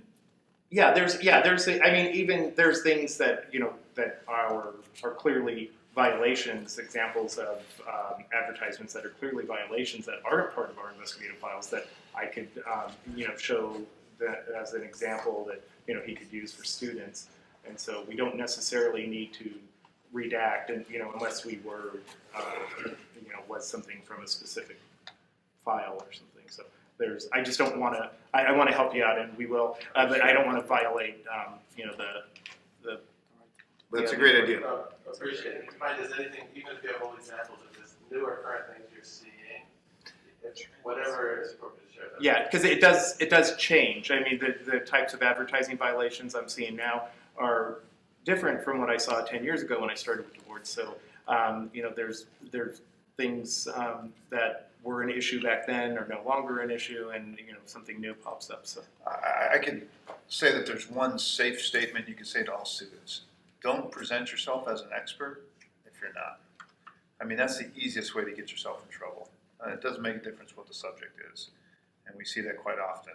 We see people present themselves as an expert in whatever it may be, from neuropathies to diabetes, where they, they probably can't read the lab test. Thank you. Thank you. But if you have further questions or ideas like that, please bring them forth. Don't need to wait for the meeting, because our ultimate goal is to educate the students so that they get out there to be better providers. Yeah, not to beat a dead horse, but because we do the school is is very engaged, and we've have invited us to address students and stuff. So if that's something you'd like us to focus on in more detail when we pay a visit to the school, we can do that. We can focus on advertising and typical advertising violations and so on. Because we touch on that briefly when we do the presentation, but it's not very intensive. That would be great. You guys have been really interactive. It's been awesome. I just thought of it, just hearing this discussion, there's probably examples. Yeah, so just let me know if you ever need anything like that. Thank you. Item number 19, review, discussion, and possible action regarding AB 1013 low. Okay, that's the spot bill I referred to earlier. That's most likely going to be the bill that carries our fee increase. So right now it's just a spot bill. We haven't put the actual numbers in there. It will most likely be very consistent with the fee audit report. The fees that we put in there, and so at this point, since it is a spot bill, it wouldn't be prudent to take a position on it. We'll continue to watch it. Likely, once the fees are in there, and assuming it's what the board has agreed to, we would want to support the bill fully. But until we do have that actual language and know what we're supporting, I think we should continue to watch it. Any discussion? Any public comment?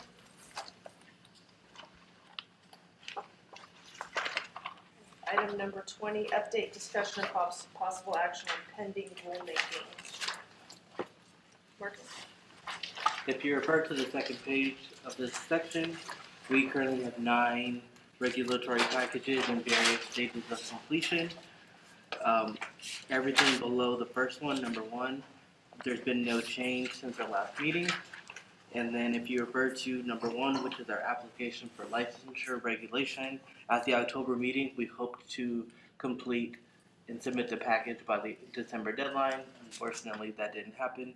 So the director, on our behalf, requested another extension. And so the drop dead date now is April 24th, 2018. And that package is currently under review at legal. We've communicated with our legal counsel and made all the necessary changes. And so now it just has to go throughout the process to get approved. Do you guys have any questions? And yeah, what happened with that deadline? How did we miss it, or? The deadline was an extended deadline, and there were some changes, and it was under legal review within the Department of Consumer Affairs. There wasn't sufficient time for agency to review it and approve it, so that was the reason for the additional request for extension. I can say that I've been working closely with Marcus, who's been Minnesota available to shepherd the changes. It's in a final form now that's being reviewed by our Deputy Director for Legal Affairs, and we anticipate it being sent to agency in the relatively near future. To give you a little context, Dr. Eslino, the director of the department has 30 days by law to review regulatory packages once they've been approved by the board. And so the law also allows the director to request an extension if they're not able to finish the review within that 30 days. And I don't know how many extensions they can request, but this is the second extension. So that's just something in the law that's given to the director to complete the review process, and it does have to go to agency as well. So the process can take a while. Thank you. And so there are a couple more packages that we've made progress on, just like we talked about multiple times throughout this meeting. The executive officer, in consultation with the licensing committee, has made significant progress on this developing of the continuing education regulations. And so we actually have draft language that we're working through to fine tune and hope to be able to bring that forward to the full board at the June meeting. And then we've made also progress on the CPR language. And so that's getting close to a final form for review. And eventually at some point, I think Dr. Lichtman has offered his services for review because he has an interest in this topic. So before we move it forward, Dr. Lichtman will get an opportunity to weigh in with his concerns on the package. So if you guys have any other questions, I'd be glad to answer them. I'm sorry, on which package is that? CPR.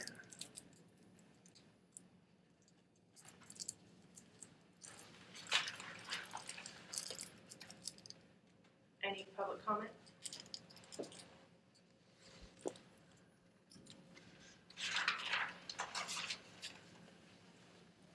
Item number 21, discussion and possible action on possibility of a June through college training. And the board, that's our strategic plan goal 5.3, to increase opportunities for team building. True Colors, for those of you who haven't gone through it, is really a good way for a group of individuals to get to know each other and to understand how you communicate and what motivates you. I've gone through various organizations I've worked for who've done this training, so I've gone through the training a number of times, and I always get something out of it, and it's really been a valuable tool for me in learning how to work with people who just approach things differently than me. because some of the way you deal with things is innate. And so I highly recommend the training. This is one of our strategic plan goals. We can do this in June. We were going to meet at Palmer College in June, but they won't be in session, and so instead we're going to meet in Sacramento, and it would we could have true colors on one day if the board was open to having a 2-day meeting, because it'll take about 4 hours, and we could have either the board meeting late one day and then true colors early the next morning, or vice versa. So this way the board members wouldn't have to spend 2 full days. It would be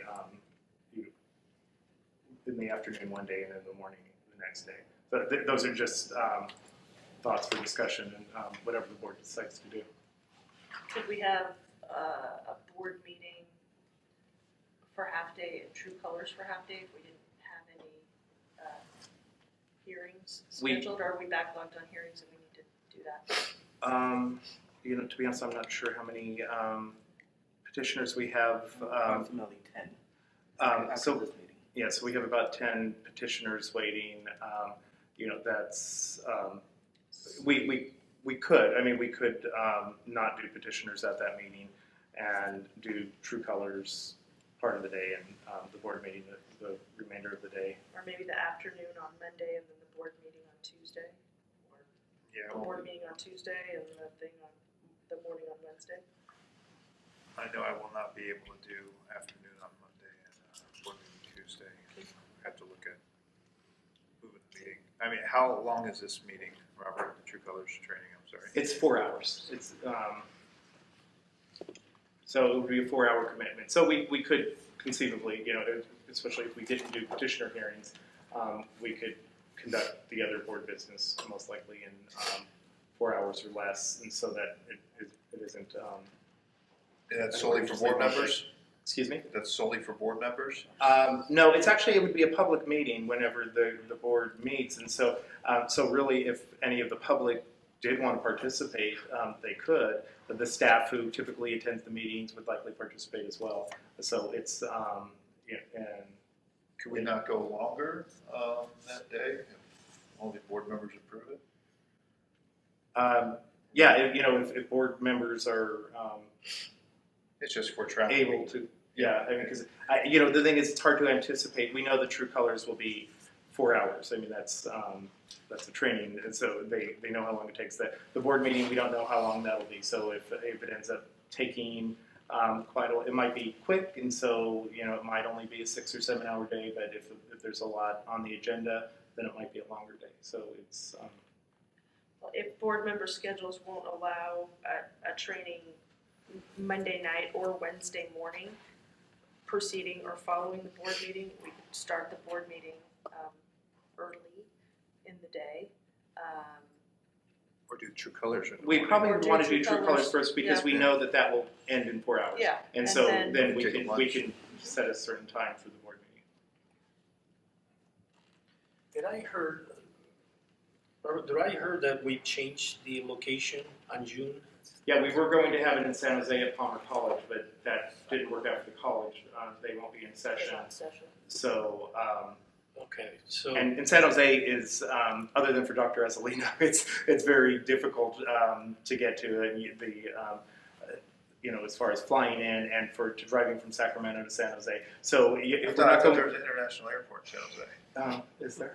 I don't know, but it's no problem with the location. I just want to make sure that I heard. Okay, yeah, no, definitely. It's we're in Sacramento now on June the 5th. As of now, the date is the same, just different location. Yeah. Okay. Because all right. So would it be best for board members to let you know whether they could be available? We already know Dr. Azzolino can't be available Monday night, so if people can be available on Wednesday morning or not, and then we can plan it accordingly, whether it's going to be a long one day or we're going to wrap over into Wednesday morning. Yeah, I'm sorry.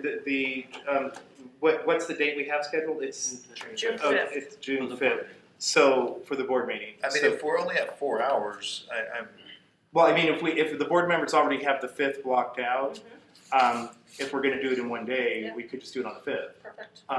So, We would now need to Val, check. We would need to yeah, check. we'll have to confirm is That they're available. if Solid hasn't already booked that the time with another board or something, so, we'll check as soon as we get back. They Okay. may have. I think they may have on the 5th.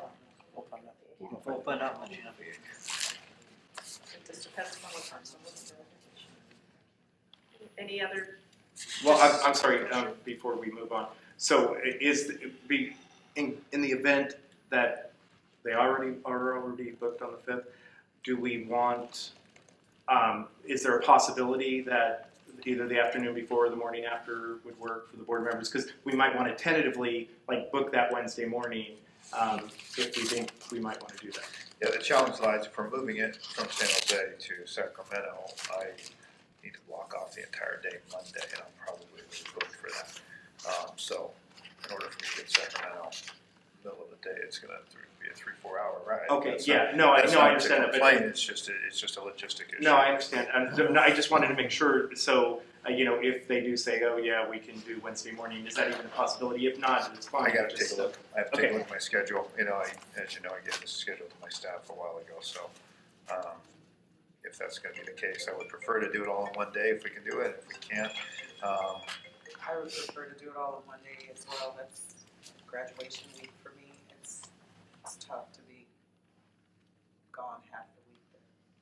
So why don't you check with Solid and then we can Okay, go from well, yeah, and then, the worst case scenario, if they can't do it, we'll just have to try to schedule it at a future board meeting. Okay. Any other discussion?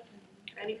So, Go ahead. were you seeking our input right now or not, or we're gonna do it later? Because for me, it would work Wednesday. Okay, well, it sounds like it won't work for, Yeah. so it won't, if it won't work for 1 or 2 board members, then we can't use it at all, so. Yeah.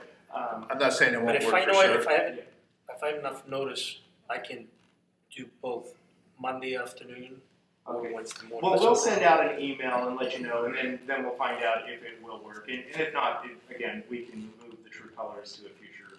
Well, Dr. McLean's already identified that that's gonna be tough for her. She can only do a 1-day meeting, so it's either gonna be the 5th or we're gonna move it to a different point. So we'll inform you guys and let you guys know. Okay. Any public comment? Item number 22, public comment for items not on the agenda. None? Number 23, future agenda items. Mr. Feeney? Yeah. That was me. My voice is that deep. Oh, sorry. You thought it was him? Wow. It's hard to come from that side. I didn't finish my sentence.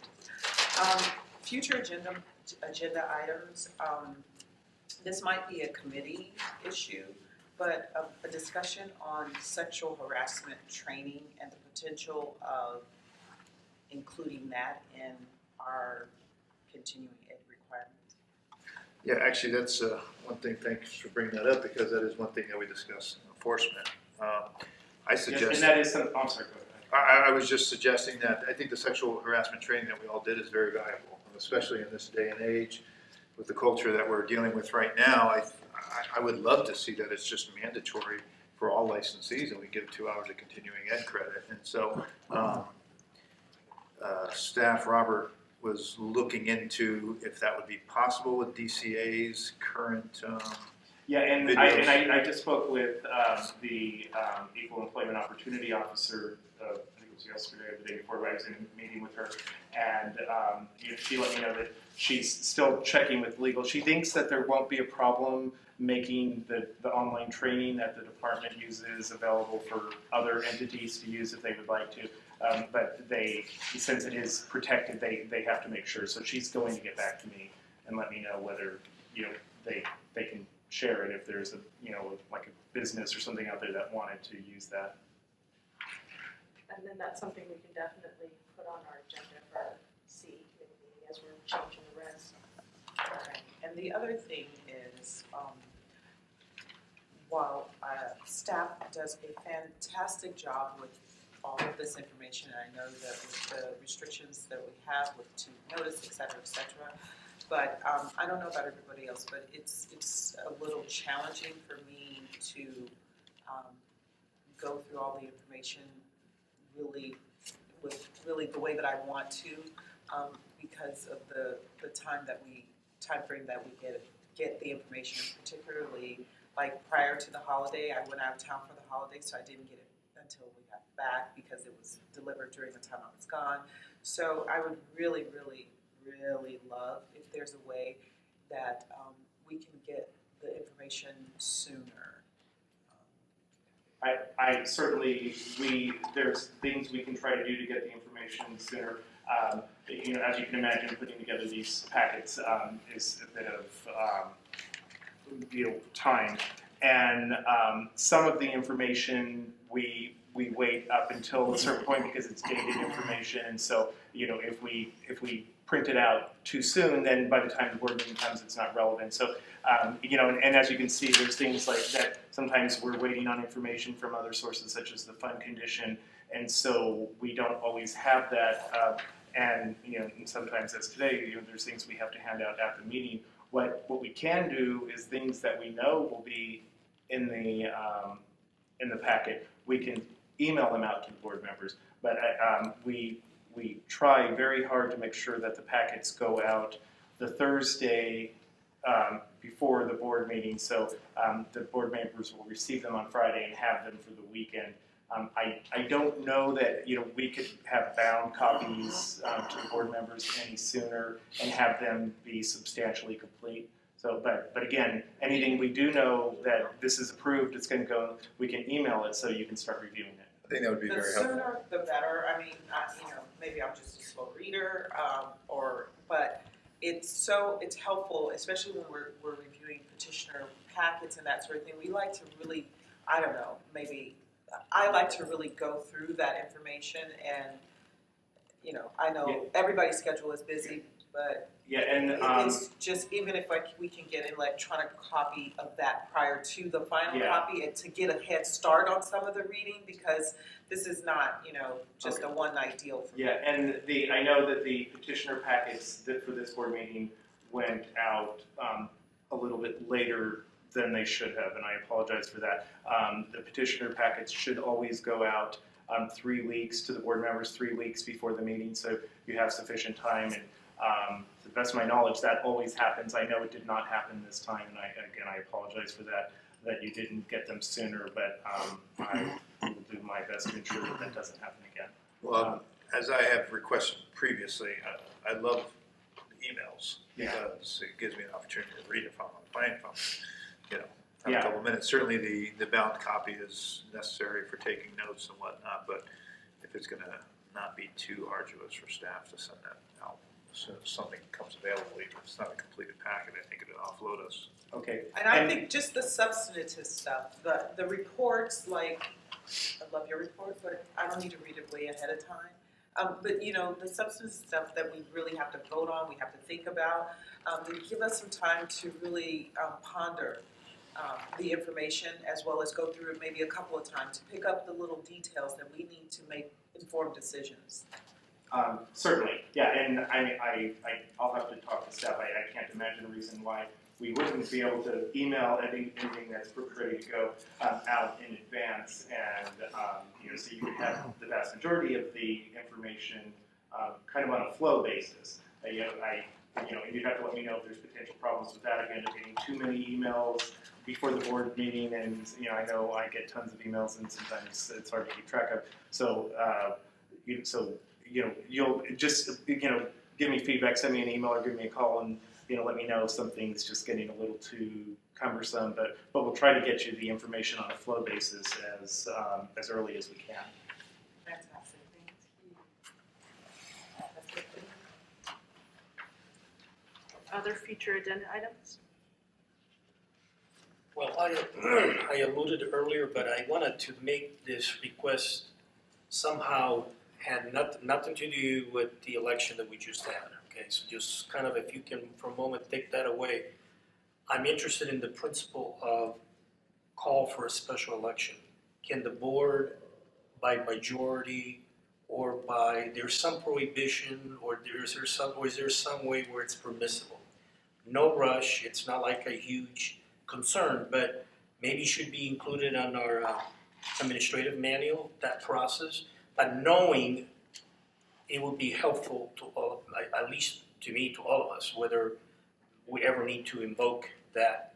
Well, this is, I mean, certainly, once we get a legal opinion, we can put that in our administrative procedure manual. That would require a legal opinion. Can we redo the election now by, if we have a motion, just so that we move this behind us and move forward? No, I don't think that's properly agendized, for one thing. Well, no, it was action regarding possible review, discussion, possible action regarding 28 procedures to elect board members, and then also review, discussion, possible action regarding the outcome. I just want to move this behind us so we could. I'm concerned that the visiting that issue and taking a vote would not be germane to what was noticed in the agenda. If it says review, discussion, possible action regarding the outcome, I'm just so confused there. I mean, if the board decides, I mean, obviously. Personally, I don't have an opinion either way, but there's a legal issue here. Because the Act does say that the election of officers must occur in January. That did occur. We don't have clarity on whether we can re-vote for officers after that, because I don't recall, maybe you do, Ken, if it's the Act or the Administrative Procedure Manual. I think it's the Act that says that, if a vacancy occurs after January, then it would be the chair that would fill that vacancy of an officer position.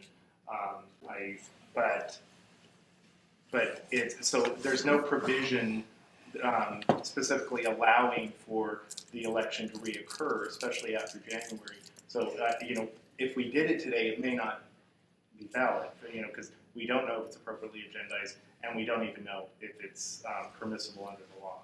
So that was the issue that I was going to take a look at, because of the not having had an opportunity to examine that particular issue. And in the interest of expediency, depending on what you find out, if necessary, we can hold we could hold a special board meeting. I mean, either in person or teleconference. There is concern about the teleconference. Well, yeah, but what I'm trying to do is just just board meeting in person. Yeah. So we can hold a board meeting anytime. We're not held to that.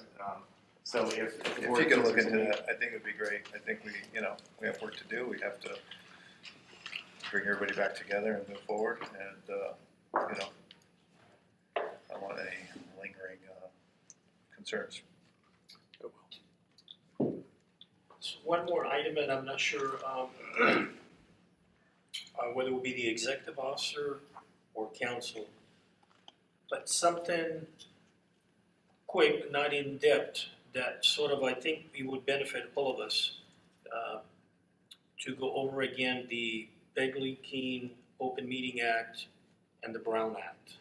And how some sort of a quick, and maybe we can use some live, maybe we can give you some live or real occurrence to be able to make sure that there is no, so that we understand better, I guess, because, I'm sort of like, I'm clear, somewhat. I think I know the answer, but I'm not sure, so I want to have a definitive answer. If I call a board member, as long as I don't call a second board member, then I'm okay. Am I legal? Or the moment that I call a second board member, then that's not permissible. So those are the kind of thing I think we all benefit. Nothing to do with whatever, just so that we know, what exactly is permissible and not permissible. And I think it would be a good reminder, especially about what happened, but not related to what happened. What happened, happened. So a future agenda item about a primer on Open Meeting Act. Yeah, because I think one thing that is a confusion for some, I certainly have had it, is if it's not a board-related matter that the board is taking action on, is there any harm in speaking to additional board members? I mean, we're members of a community, we're members of a profession. If you're talking about, if you're talking about, a barbecue or something, then maybe I'll say it's not board, but if it has anything related to board business, it doesn't necessarily have to be substantive, but if it's board business, it's, then it can't be discussed by, a group of the board without it being a public meeting. Sure, but there are gonna be professional items that arise that the board may not be taking action on. But potential, right, Ken? Well, if it relates to board business, then it has to be Of course. agendized and noticed. But I think it's fair to say that we could do a update and refresher on Bagley Keene, because I know that, you have the board member orientation training, but then it can get a little rusty, and of course, there are new cases that come out. So I've done that for at least one other board where I've had an update refresher. I'd certainly be willing to do that. Yeah, and we probably should put that on the agenda for the next meeting, do some kind of an overview of Bagley Keene. And then just, when in doubt, call Ken or call me. If I don't know, I'll talk to Ken and we'll get the answer. Because some of those things, there is no real answer, and there are gray areas, and those are the areas where an expert would probably tell you if you're in doubt, don't do it. But it's we'll schedule the refresher for the next board meeting. Any other future agenda items? Any future agenda items from the public? All right, we'll adjourn the meeting.